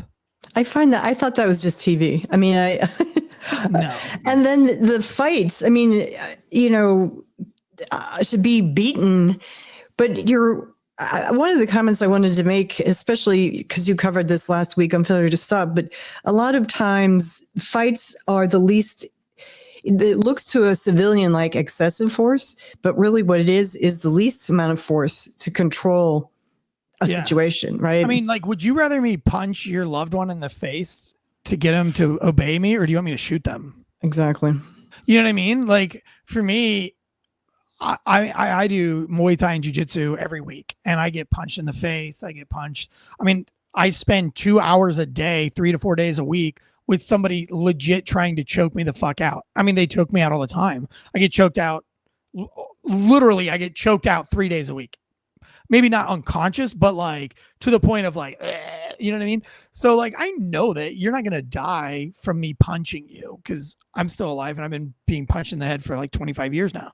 And I think that that once you allow people, when you empower people, the more power you give them to disobey, the more they're going to disobey. And that's going to lead to you having to kill them inevitably. But if I can take that fight out of you really fast by punching you, by slamming you down on the ground and it's over, well, then there's a lot less, if I let you run and you get hit by a car, whose fault is it? All right. Well, it's mine because I didn't do my job and detain you. Now, legally, it's not my fault. It's your fault. But like in my brain, I'm always going to be like, man, this 17-year-old kid would still be alive if I wouldn't have been such a pussy. If I would have just grabbed him and not cared what the public thinks. All right. I would have just put him in handcuffs. I knew he was going to run, but I was so worried about what the public was going to think or how I was going to articulate that to the public. But like, and that's the other thing about being a police officer is that people think that you're on a power trip and that you want to get in a fight. I don't need to want to get in a fight. A fight will find me. A fight will find me every fucking day. You know what I mean? Like I'm trying to get out of all of these because they hurt me every day. Like that's paperwork that I have to do every day. That's busted up knees. Like I've been in fights as a cop where both my knees are just completely scabbed over because I got down on my knees and wrestled with a dude to try to get him in handcuffs. Well, like it might not have been that sexy of a fight. Like it wasn't like UFC style punching fights, but like you have a guy that doesn't want to be put in handcuffs. You're on your knees on the hard asphalt and you're doing this, that, and that. And then your knees are bloody from just being on the, wasn't anything awesome, but now you have scabs. And then guess what? Tomorrow, somebody wants to roll around on the ground and fight you. Well, you think those scabs went away from the night before, or do you think they're going to bust back open? And when they bust back open the second time, they're going to hurt even more, and you're going to have even more of a scar. Same with your elbows. Same with your knuckles. You know what I mean? Like we all, like a lot of good street cops will have scarred knuckles, elbows, and knees because of all these stupid, petty little fights. So it's not like we want to be in them. Like they're not fun for us. And what do we get out of them? Like all you need to do is win one and your ego is boosted. I don't need to win 50. You know what I mean? Right. So it's not like we want to be in those fights. Right. No, but I mean, it just was shocking to me. I've never been hit. I've never hit anyone. So it's just the idea is, you know, and people need to understand what cops go through. I mean, it's a shock too. Like if you've never been hit in the face, and I think that's the problem with America is there's too many people that haven't been, and there's too many cops that haven't been hit in the face. There's a lot happens. There's a lot of psychology behind getting hit in the face. There's a lot of things that psychologically happen during, after, even before you get hit in the face. There's, you know, a psychological aspect. And so I don't know. I mean, I encourage you to go get punched in the face. I think everybody should experience it. Do Muay Thai, do some kind of kickboxing, and just put yourself out there and be vulnerable for a minute. It does change your perspective on life. And I think if you've been punched in the face as many times as I have, it makes you that much more of a pacifist. You know what I mean? Like you'll never see me commit road rage. You'll never see me get involved in somebody else's bullshit in the store. I mean, sometimes to a fault, like my wife would be like, did you just like, that guy's yelling at that woman over there. Like, don't you want to like go and like make sure she's all right? And I was like, no, not really. I don't really want to get involved. I mean, she can walk away. She can run. Like she's got legs. Like if she's standing there, that's on her. You know what I mean? And that's probably not the right way to do things. And like my wife usually talks me into like getting involved, or at least like standing by to make sure nothing happens. But you know, it's against my nature to want to. Like I'm kind of callous. I'm like, I don't want to get punched in the face. And like I don't want to get stabbed or shanked, or I'm not the one that pissed that guy off. So Cameron, I hope I didn't. Oh no. Where do you want to go next? Erica, one of the things that you mentioned in the book, and this is another story that I remember, is we'll call it the deaf girl story. Yeah. So to set the scene, we've got an overpass, and there is a young girl that wants to commit suicide by jumping into traffic, and she is deaf. And that is having people that speak or know sign language is a skill that not a lot of people have in the department. And Eric, so they're calling over the radio for someone that knows sign language. And Eric, you actually answer up. Yeah, actually, I think that because when I applied for the Raleigh Police Department, it said foreign languages and I wrote American Sign Language. So I had gotten a message that on my MCT that says like, hey, your application says you speak American Sign Language. Can you key up on the radio? Because I was talking to Johan about a domestic. So I never heard the actual original call go out, I think. And so then I did key up the radio and was like, hey, I know sign language. But that's how I found out, really, was through some kind of a message at first. Okay. But regardless, you go to the scene, and can you describe what it looked like when you first got there? Yeah, I mean, there's cops on both sides of a bridge over an overpass, chick standing out there by herself, hostage negotiators, whatever, just, you know, everybody that wanted to be involved. Because I don't know, anytime that somebody was like a little bit of higher rank in the Raleigh Police Department, when there's a big profile case, they show up because they want to get that attaboy. They want to get on the plaque. They want to touch the bear. So there was like some people from the downtown district, lieutenant wise and stuff that were there that were pretty annoying. But when all you need is the Southeast Raleigh cops, like that's all you really need. But we had other people there, and I got out there to the bridge, and they were like, yeah, you know, sign language, and can you go out there and talk to her? And Of course, in the book, it's a lot funnier than that, because it's like I'm the last guy that like our sergeant once. He's like, fuck. He's like, don't fuck this up. Like if everybody that we could get there, like we have to send this guy out. Like the one dude that's that what I was getting to is that you've got a lot of people that are looking at this with probably, okay, this is, I'm not saying everyone's like this, but there's definitely some upper echelon. They're thinking this is one of those incidents that can get me some prestige. This can get me in a newsletter or some type of medal. And then you've got Tansey who shows up, who's already been involved in a bunch of, stuff, we'll call it. And you're really the last ray of hope for everyone. Yeah. And I mean, all eyes are on us. Like there's a helicopter in the air. The news is there. State troopers are there. Wake County Sheriff. I mean, like it's the who's who of incidents. And like my sergeant's like, it's like the guy that can't hit. And that's who you have left when you're down by one and you've got bases loaded and it's a full count. Like I'm not the guy you want swinging the bat because I suck at sports. And that's the guy that they have to send out onto this bridge because I know sign language and it's not easy. And it was a pretty tough time, but we got through it. Maybe not. But yeah. What did you want to know about it? Do you want me to tell the story? I think that I think questions about save the story for the book. And you guys can ask questions. I mean, if you know the story and you want to know certain things, I can tell you.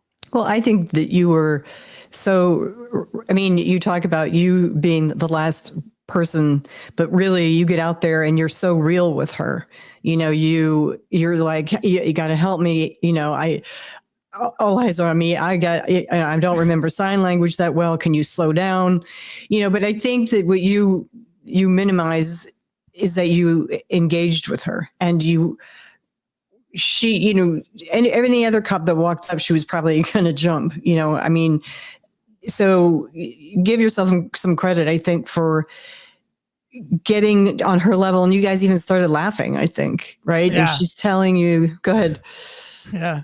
Yeah, I mean, she was getting so well. Like one chin was foul because she like went to sign and she went and she caught herself. And man, that's when I was like, I wanted to throw up because I was like, Jesus Christ, like this is the worst case scenario. Like this isn't jokesy. This isn't like fake. Like this is real. Like this isn't a baseball game. This is, if she dies, one, I'll never be able to live with it. But two, like, I don't know if I could go back to work. Like one, my sergeant, everybody's going to be, it's the consequences were the highest that they could be. She's a 14-year-old girl. She's deaf. And you have all this traffic. It would have, like, the whole world would have seen this. Like it became very real. And I mean, I wanted to throw up. I mean, I was trying not to throw up. Like my mouth was salivating. I can remember, I could just remember like the whole world spinning. I felt like I was drunk for a second. And then everything I'd said or tried to do for like the first 30 minutes was just not working at all. And I knew I was about to lose her. Like, I think she was getting annoyed. I was getting annoyed. Well, I wasn't annoyed. I was panicking. I think she was getting annoyed and like fight or flight was kicking in. She didn't know really what to do. And so finally I was like, listen, like, you got to help me. Like, I'm fucking retarded. And she was like, what? And I was like, look, I am dumb. And I was like using some pretty vulgar sign language that I knew. And that confused her for a second. She's like, what do you talk? Like, what do you mean? Like, you're dumb. Like, what do you mean? And I was just like, look, dude, if you kill yourself, like, I'm fucked. Like, and I was just like, I just told her straight up. I was like, look, I'm like, my wife's like going to leave me. Like, I'm going to fucking be depressed for the rest of my life. Like, these cops are going to hate me. And like, I get it. You're going through some shit, but like, I'm not asking you to fucking save yourself for you. Like, can you help me out? Is there some way you can help me out? And like ends up becoming this like whole conversation, where she actually like felt sorry for me. Then I felt like very selfish in the moment. Like, oh, way to make it all about you, Eric. Well, you got her to open up to you and what was going on with her mother and going on at school. And, I don't know how much you want to talk about, but I will tell you this is insider information. And Jace, you may not even know this, and maybe you don't remember this story or not.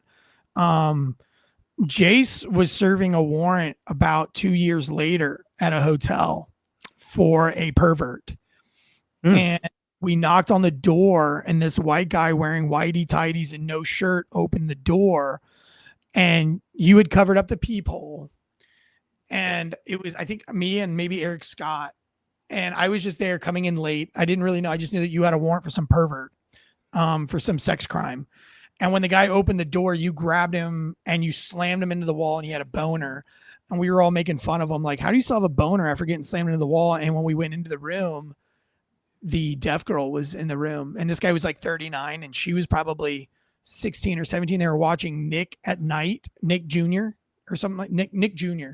I remember this. Yeah. And, but that was her, Chase, on the bed. You know what's funny about that? And this is what was hard about reading the book, why it took me so damn long, is because I would start reading the book and then start remembering these stories. And a lot of them you just don't think about until someone's actually telling, you them. Kind of like that one that you just told about where the guy was with her in the hotel. Now that you bring that up, I absolutely remember that happening. Yeah. Well, and her mother was pimping her out. Her mother was pimping her out. Yes. And so, and I remember, I don't know if you remember this, but I made the comment, and I was afraid because I think we had body cams on, and I was afraid that was going to come up. I never brought it up because I didn't want to bring it up because I didn't want to get in trouble. But I literally said on body camera, I said, "Fuck, I should have let her jump." To get her out of that life. Yeah, I mean, seems like life wasn't any better. Now she's fucking some 39-year-old dude. I mean, I don't know if she's fucking her or not, but I mean, I don't remember the whole story.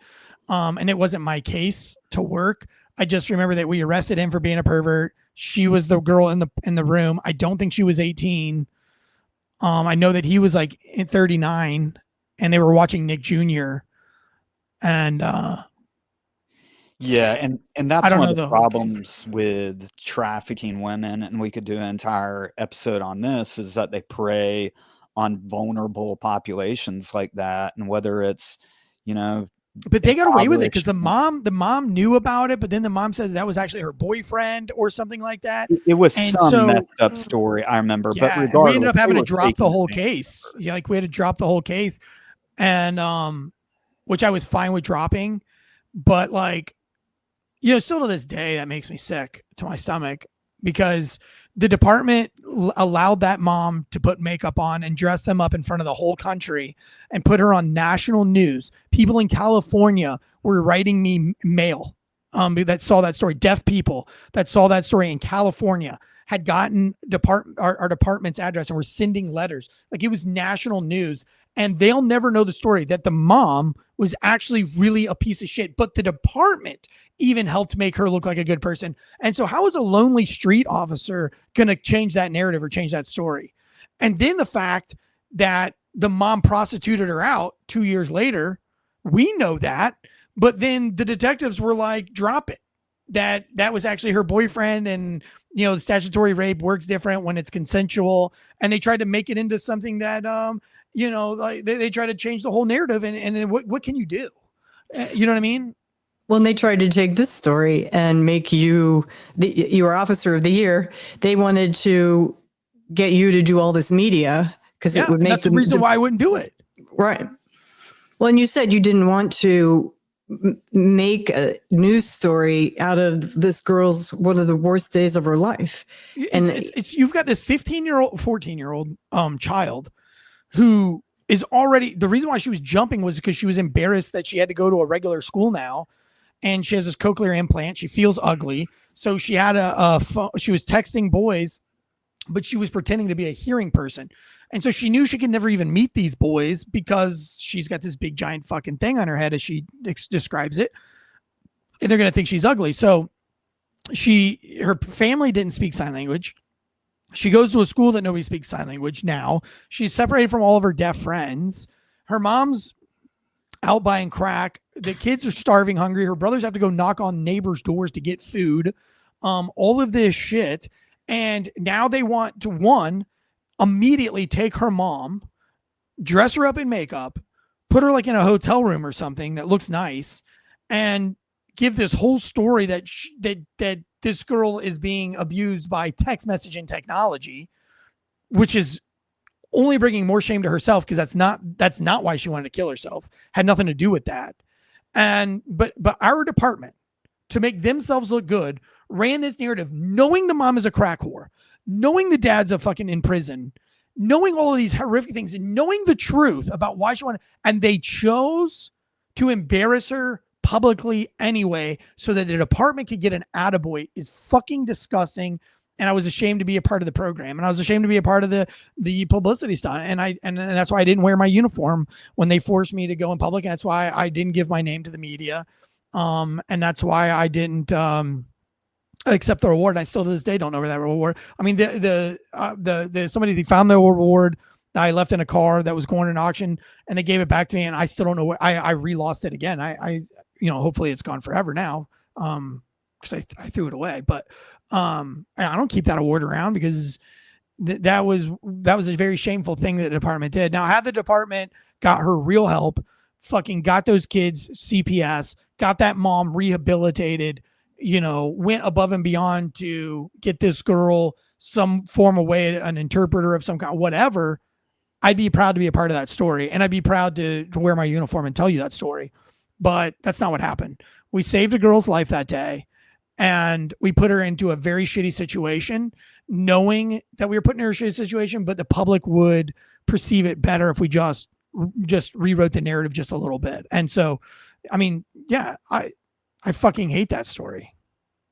Well, and I don't know where you want to go, Cameron, but this is also kind of the beginning of the end for you. Yeah. I didn't want to be a cop anymore after that. I really didn't. I mean, I don't know. The politics had already kind of gotten to me. And I knew I wasn't going to be a cop for 30 years anyway. And I think I made that very apparently clear in the book. And I want everybody to know this. I have a huge respect for guys like Santana, Dave Green, Richard Sirianna, Captain Buddy Young, all these other great cops that went the distance 30 years. I knew that I wasn't cut out to do 30 years of policing. I wouldn't trade those 6 or 7 years for anything in the world. And I think that, everybody should, that wants to be a cop, you should pursue it. I don't think everybody needs to be a cop. But I think everybody should do a ride along at least once in their life. Agreed. But yeah, I have a huge respect for cops that can do the job, and it's just not for me. And somebody's got to play the politics though. Somebody has to do it, or there would be no cops. I just wasn't built with the intestinal fortitude to tolerate the injustices of higher management, especially when higher management is literally making the world a worse place. So this is a good point to bring up, or a good segment to bring up, is that, so you've got these feelings that are going on where, you're obviously not happy about what's going on. And at some point you decide to open up a distillery in Clayton, North Carolina. Yeah. I'm not going to give it away too much. Okay. And because there's a lot of detail. And again, people have to buy the book. It's available right now for pre-order on Amazon, Barnes & Noble, wherever you can buy books. So please go and get it. And by the way, we're telling these stories very seriously right now. In the book, they're very funny. Right. And that's what I enjoy about the book, is it's not, as you would describe it, as dead babies and domestic violence. There's a lot of times in the book, actually the majority of the time of the book, you're poking fun of yourself, and you bring a lot of humor to really talk about these serious situations, which I think that is one of the huge strengths of the book. But when you're leaving, obviously you would probably wanted to leave with some grace, and like most people would want to leave, you give your 2-week notice and everyone throws you a goodbye party, and the chief shakes your hand, tells you thank you for your service, and maybe you even leave with a plaque.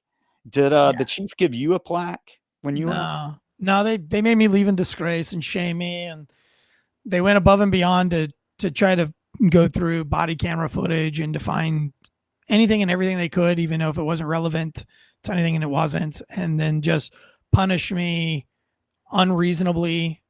And it was very obvious to everyone, and it brought the morale, I think, across the squad very low. I mean, I talked to other of my squad mates, and then, they say like that was the turning point for them and the careers when they watched them take somebody like me, who was always happy to be at work, who worked very hard, who didn't play politics, who wasn't trying to get promoted, who literally just went to work every day and tried their hardest, to have the department find the smallest thing that they could possibly find. And, they made me go to anger management, as a punishment, so much so that the anger management company cut their contract because they were like, one, like, you're like the third cop that they've done this to, but like there's zero evidence that you have anger issues. Zero. The department can't even articulate. And we've gone through all of these cases. We've gone through so many of these things. And it's like they're literally just sent you to us just because they can. And that's so disgustingly wrong. And the company was extremely apologetic, because I cooperated with everything. And they just were like, this is terrible. Like, and I was like, yeah, it's pretty terrible. It's pretty embarrassing too. Like, for a guy who doesn't, I mean, I don't know. Was I ever angry? Did I have anger problems, Jace? No, I don't think you had anger problems. There's a lot of comedic moments, and especially early on in your career, people would mess with you and whatnot, as it happens in most squads. But definitely, I'd completely agree that the way that they handled that whole situation was not appropriate. And you're absolutely right. When people see that that's how you treat someone, you were a go-getter. And you'll see that in the book. Like Abby was saying, there's several times in this book where you're stopping cars, you're chasing people through neighborhoods, and you don't have to do that. Some officers will go and they'll find places to hide when they don't have a call, or they'll have the call and then stay out on it to write the report for an hour instead of taking that next one because they want to get off on time. You were never like that, and that's something that you should be proud of. And I learned it from you. So, learned it from my training officer. Well, hopefully those first 9 yeah, weeks. It was yeah, it's just, and I think that's another great part of the book, because I don't get too serious about that in the book. I do it in a comedic way, but that's why I don't like internal affairs. And I'll probably have more to say later on in life about internal affairs, depending on how they react to my book. I'll be very interested to see how the Raleigh Police Department reacts to the book, and if it's fair and they understand like their strengths and weaknesses. I do a lot in the book of making Raleigh PD look very, very good. And then in the parts where they need help, I make that obvious as well. And I think they can either learn from those things from the book, or they can, let me bring up some other stories, that I didn't put in the book, because I didn't want to make them look like the sole bad guy. But I mean, it's politics, and it's very ugly politics. And I think that when you become internal affairs and you become other ranks in our department, it no longer becomes about serving the public. It comes to be about serving yourself and climbing the corporate ladder. And they lose sight of that. And that was the point I was trying to make in the book when I told a few of those stories in a comedic way, was that like, at some point, you guys aren't cops anymore. You're just politicians, and it's disgusting. And what you did with that girl on the bridge is a perfect example of you putting politics over people. And I was a street cop at that time. I was at the height of my police career as a street cop. And so for me, the public was what I was there for, and I really did feel like a knight in shining armor to those people. Like, I felt like every day that I put on that shield, that, that I was carrying the shield of Christ or whatever, like not in a crusader way, but, I thought I was going to be there to make a difference in people's lives. And I took it very seriously, and I prayed very hard. And I don't, I mentioned it in the book, but one of the things I want to be very clear is that while I was a cop, man, I prayed every single night to God to help me. And my prayer would be simply like, Lord God, don't let me miss the call. And the call wasn't, a shooting or a stabbing or a sexy foot chase. Like, what I meant by that was like, help me not to drive by that car that has a busted tire and it's 95 degrees outside. And it would be easy for me just to like put my blinders on and drive away. Like, help me to go to the call that you want me to go to, whether it's changing somebody's flat tire on the side of the road, whether it's driving somebody to a homeless camp that I don't want to. Like, help me not to be annoyed by these people. Like, help me to truly want to serve them selflessly. And that was my prayer. It was a very selfless prayer. I wasn't praying to like, Lord, help me to, take down hostage rescue and like, help me to join the SWAT team. And, like, that was never my prayer. My prayer was always like, whoever needs Eric Tansey, like, you put them in front of me today, and then help me not to have such an ego that I'm too good for that call, essentially. And so because I prayed that and I was self-aware of that prayer, it was hard for me to bypass any call, because I felt like, oh, what if this is the call that God wants me to go to? Like, what if this is the one where, this person needs a ride, or if I didn't change their tire, they would have gotten squished by a semi truck or whatever. And so like, I always felt like, to be honest, in my prayer, I needed to make sure that I went to all of these calls and I did all these calls. And I think maybe that's why inevitably I got caught up in so much heinous shit, was because of probably just by the sheer number of calls, right? Now we know to blame God for thanks, being God. a shit. Thank you, God. I think that really comes through in the book. Eric, there is a lot of humor, but a lot of self-deprecation. I think you're far more humble than people. They hear you and they see you and they think you talk loudly and you're bigger than life, but you really, at the end of the day, have a big heart. And I think that really comes through. And I think you were a great cop. Oh, thank you. And see, now I'm going to cry, Cameron. I think it was a shame that they did that to you and that they lost a good cop. Thanks, Abby. But as you look back, you spent 6-7 years as a cop, and now you've gotten to take those stories and share them. And you're still teaching. You're still teaching people on failure to stop, but you're teaching cops how to be safe. You're teaching civilians what it's like to be a police officer. So, I didn't want to. Thanks. I didn't. No, I mean, at the end of the day, my time as a cop, I became a huge fan of cops when I stopped being a cop.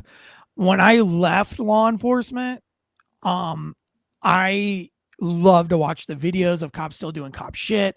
I love hearing all the stories. Like, I felt like when BLM was happening, I felt like, here is my chance to like help my brothers out that are being made fun of, that are getting blasted. Like, I know Jace personally. Like, I know his heart. I've seen the kind things that Jace does. I mean, there's another SWAT officer in the book that I don't really speak all that highly of in the book. I don't talk shit about him, but like the stories, the few stories I incorporate of him, they're probably not his favorite stories. But one of the stories I would love to tell is like, I watched this guy track down a prostitute's child that he found out she had a child, and found out that this child was living basically in hiding with this old ass man that was not her grandfather. And he and I underground found out that this guy's not a pervert. He's not a creeper. It's just a selfless old man that fucked a prostitute, and she left this kid at his house and never returned. And it changed his life. Wow. And I don't think he bangs prostitutes anymore, but I think he made some kind of conscious. So we went over there to basically arrest this guy and try to kidnap this girl.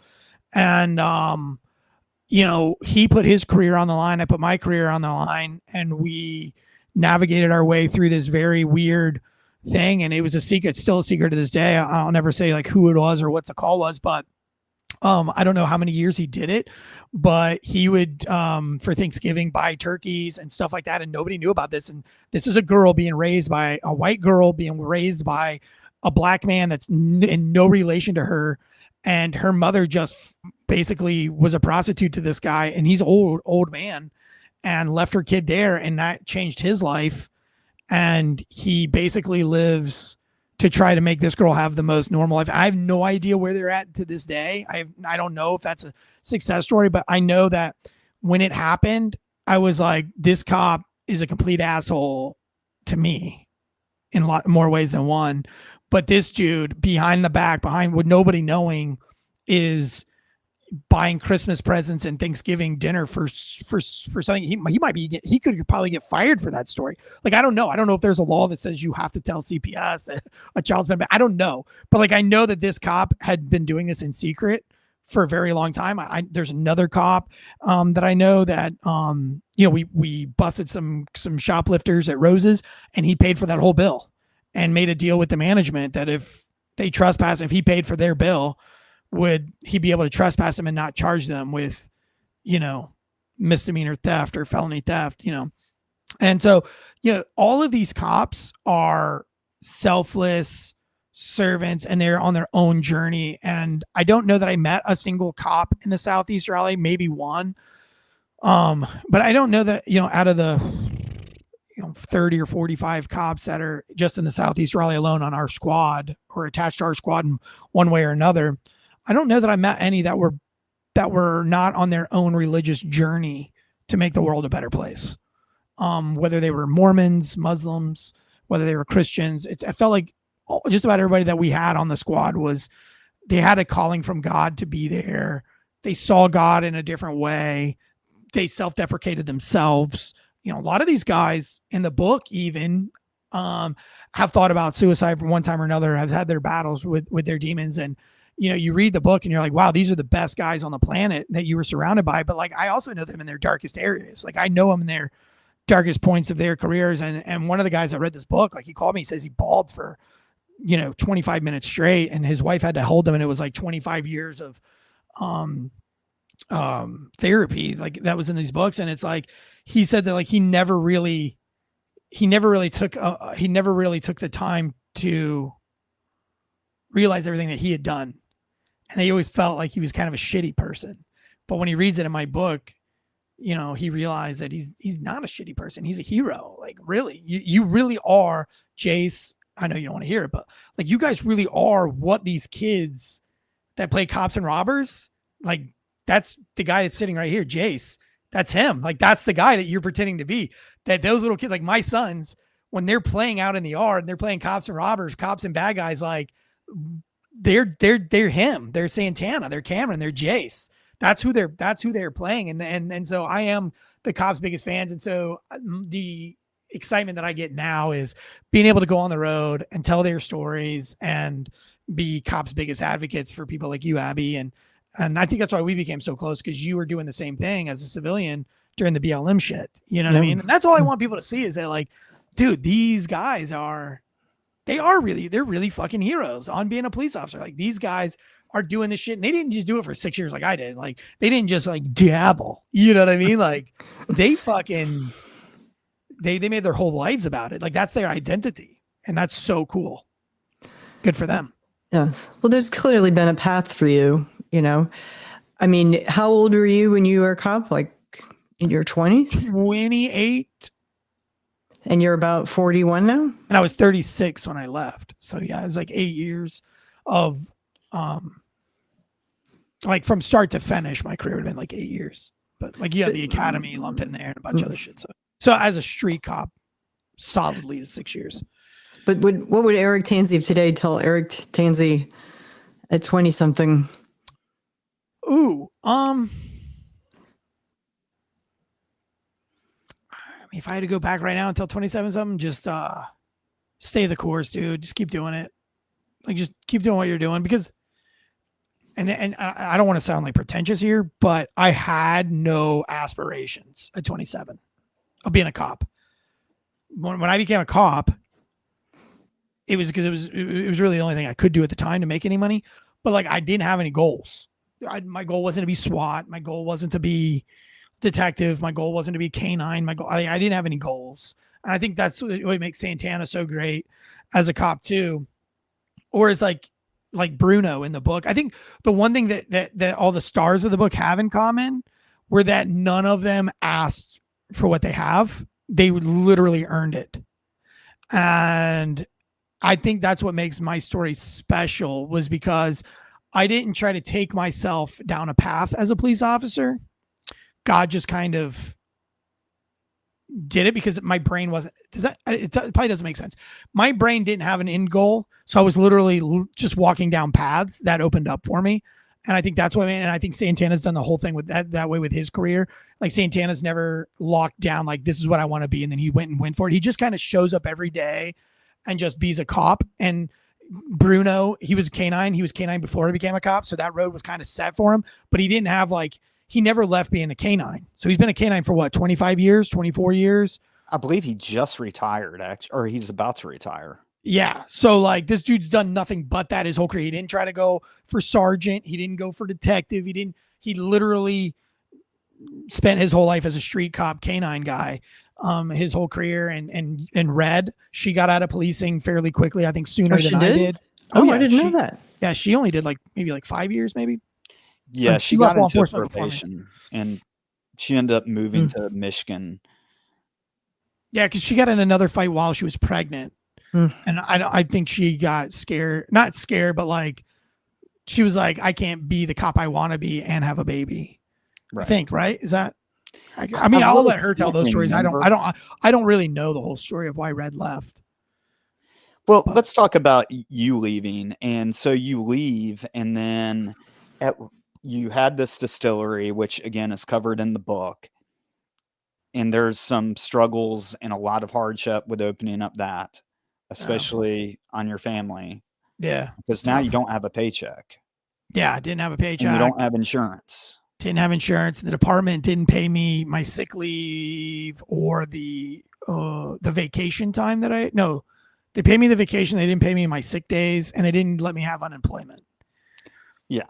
So you're pretty much just out the wind, and you've got this hope and dream of having this distillery. I was supposed to be a cop and own this distillery in a different county at the same time because I wasn't breaking any policies at the time. And then they fired me. And so then I was forced to open up this business and have no paycheck and have my fourth or fifth kid was on the way. And it was a really tough time, really hard on my wife, really hard on my kids. We almost lost the house. I mean, we were 4 months behind on our mortgage. The distillery wasn't doing very well. Right. That's something that a lot of people don't see, because I think when everyone else sees you and what you've done, they see someone that's like, oh, he's got the golden horseshoe and he didn't have to work for these things. He just trips and finds people that committed murder. And he just, is a lucky bastard that got Officer of the Year. And oh, he just opened up this distillery then, which is probably, having your own business, I'm sure is a big dream for a lot of people, but they didn't see the part of you wondering how you're going to provide for your family. Yeah. And then working to try to keep the distillery going because one of my big partners had a severe stroke and the other one got deployed. So I was left by myself. So I was doing the work of 3 people. So I pretty much lived. I had a recliner and a cot at the distillery. I wasn't going home. I was working, taking 4-hour naps, keep working, 2-hour nap, working. And I was doing everything. And none of it, I wasn't doing any of it good. I was half-assing everything. And it was really tough. And then I got this wild opportunity from the Drinking Bros to do a podcast with them. And then the funny thing is they wanted to fly me out to do a show at their studio in Texas. And at that time I had $375 in my account and they wanted to fly me out. And I knew it was I needed the publicity. I needed everything. It did make sense. I kind of got in an argument with my wife and we didn't really argue that much. She's not a very argumentative person, but she was like, we have $325 left or $75 left in our account. And, we got to feed the kids and you're talking about flying to go be on a podcast. That makes no fucking sense. And I was like, and at the time I've never been on a podcast, and I was like, look, I think that there's an opportunity here. I think I need to get my voice out there and I think it'll work. And she, was just finally like, fuck it. This better work, And so I bought a plane ticket and I flew to Austin. And when I got to Austin, I had $35 in the account. And so they didn't tell me they were going to pay for anything. And so whenever we went out to eat, I didn't order any food because if they didn't pay for it, I wasn't going to be able to pay for the food. I couldn't Uber because I didn't have any money to Uber. So when I had to meet them places, I was having to figure out how to, like, I was calling fans of the Drinking Bros and being like, hey, you want to hang out? Because I needed a ride, really. And I kind of homelessly bummed myself around Austin while I was with them. And then they offered me, I came home and nothing came of it. And now I had $35 left in our account. Of course, we're fucked. I think my wife's mother gave us some money for groceries. And then I ended up getting unemployment through other welfare and food stamps, or COVID hit. And so that opened up a lot of doors to get like some benefits. So I was actually blessed that COVID hit.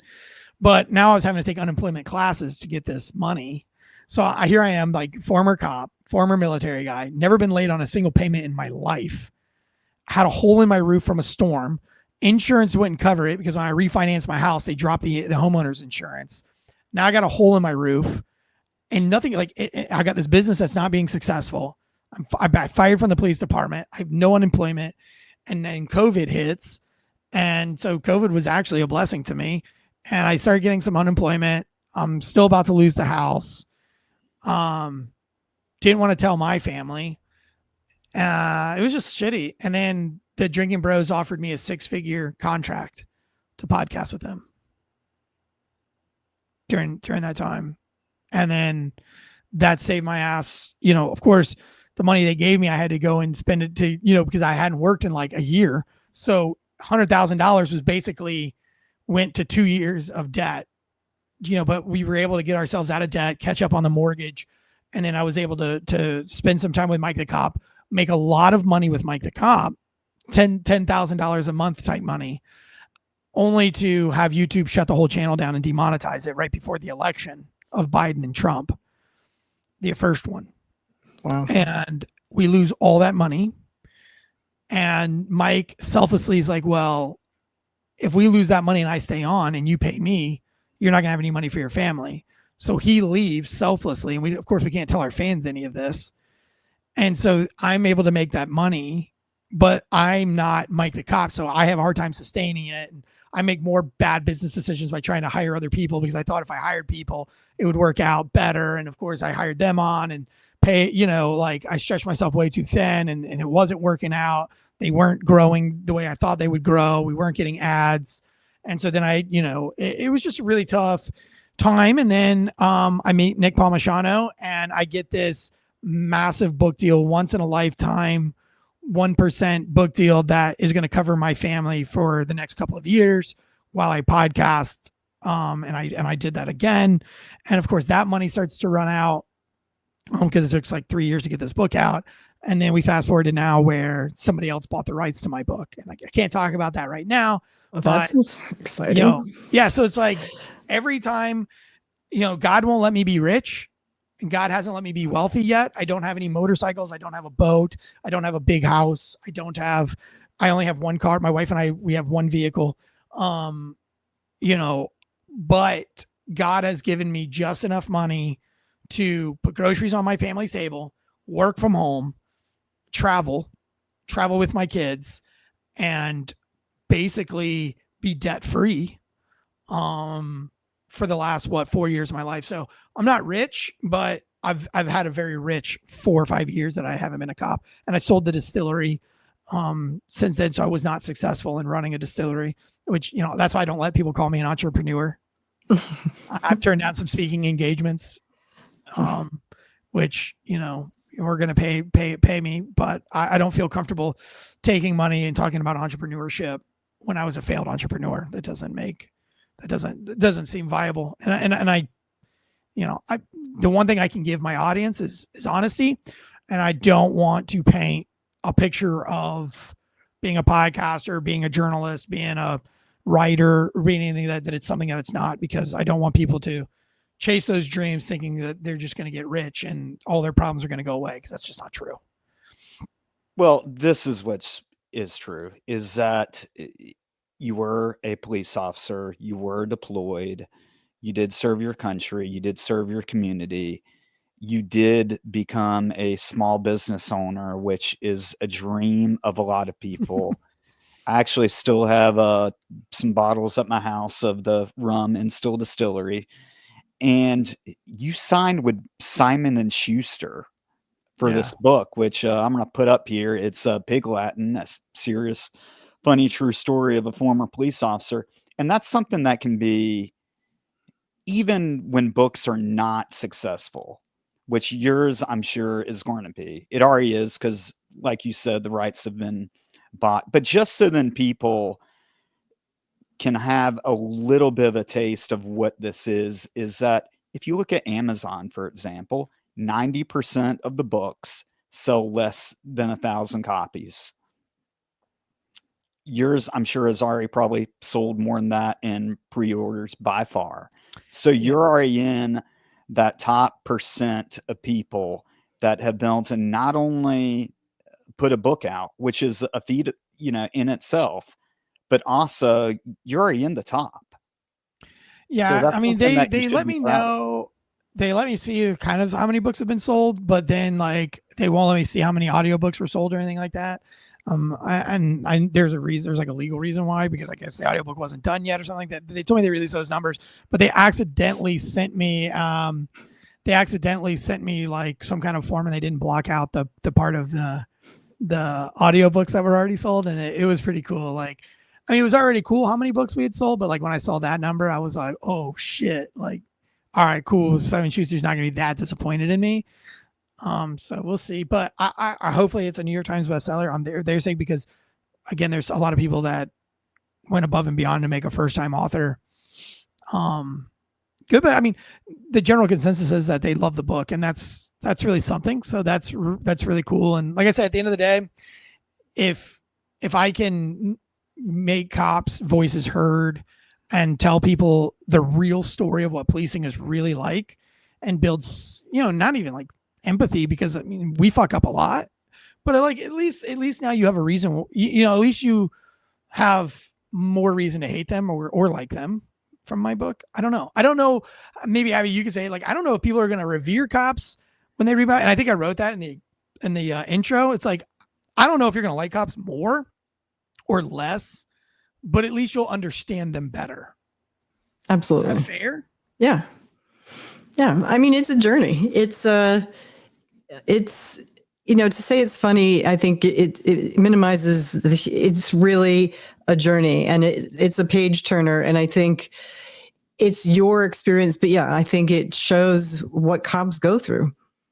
Yeah. And go ahead, Cameron. Yeah, I was going to say, you mentioned that word journey, and it reminded me of one of the favorite quotes I have from the book. The quote is, "I can't tell you what journey you'll endure, but I can promise it will be absolutely worth it." Mm-hmm. Yeah. I thought that was very impactful to see that you've gone through a lot of stuff. And, that's something that you should be proud of enduring all of that. Yeah. Here's something that's really funny. And I this will be the first podcast I ever get to talk about it. I hope I get to talk about it on other ones.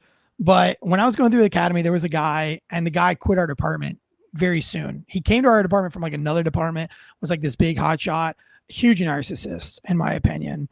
And what he was telling the academy was very like narcissistic view of the academy. And I just kept thinking in my mind, I'm like, if you're really that guy, then why are you here teaching us?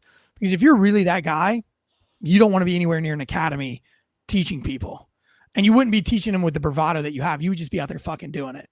So I knew he was a fraud from the beginning, but he asked me, he didn't like me because they didn't like my DD 214, and it's a whole other story. But I think this guy like had some kind of like jealousy for me, or didn't like the attention that I was getting. I don't know. The guy had it out for me. It's fine. Not a big deal. But he called me out and he said, "What is your favorite quote from being in your time in combat? Like, what is a favorite quote of yours, from that?"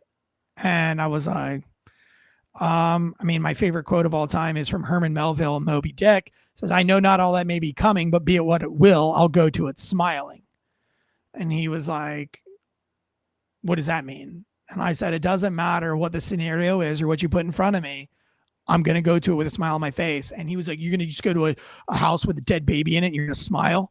You're going to go, and he roasted me in front of this whole class and just was like, yeah, this isn't the military. You're not going to sit there and laugh and smile at dead people. And I was like, what the fuck are you talking about? And anyway, he left. And so, but in the academy, I questioned myself, but really, literally, like, that is my favorite quote. It still stands true today. Even though I've seen all the stuff that he said, I was going to see, and I wasn't going to be smiling. And he said the words, come back to me in 10 years and tell me if you're still smiling.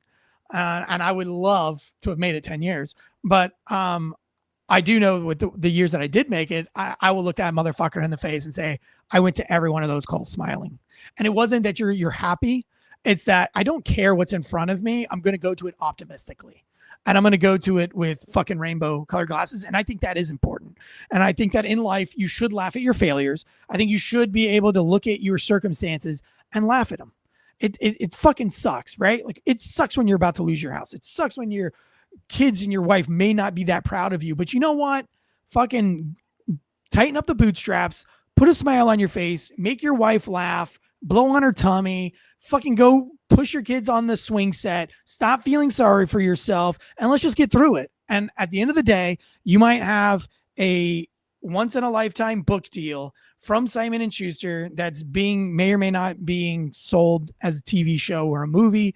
Can't talk about it, but like, you'll be sitting right here in my shoes, and you're just going to, like, right now I'm laughing all the way to the bank, where I'm saying, like, all the stuff that I went through, everything that I went through. Like, I just woke up every day and I went to it smiling, and it sucked. And the lows were very low and the highs were very high for a very short period of time. But if I could go back and do it all over again to be right where I'm at right now, I wouldn't trade any of it for the world, because I still have my wife and I still have my 5 kids. And every decision I made, whether they were good decisions or bad, I made all of them with one thing in mind.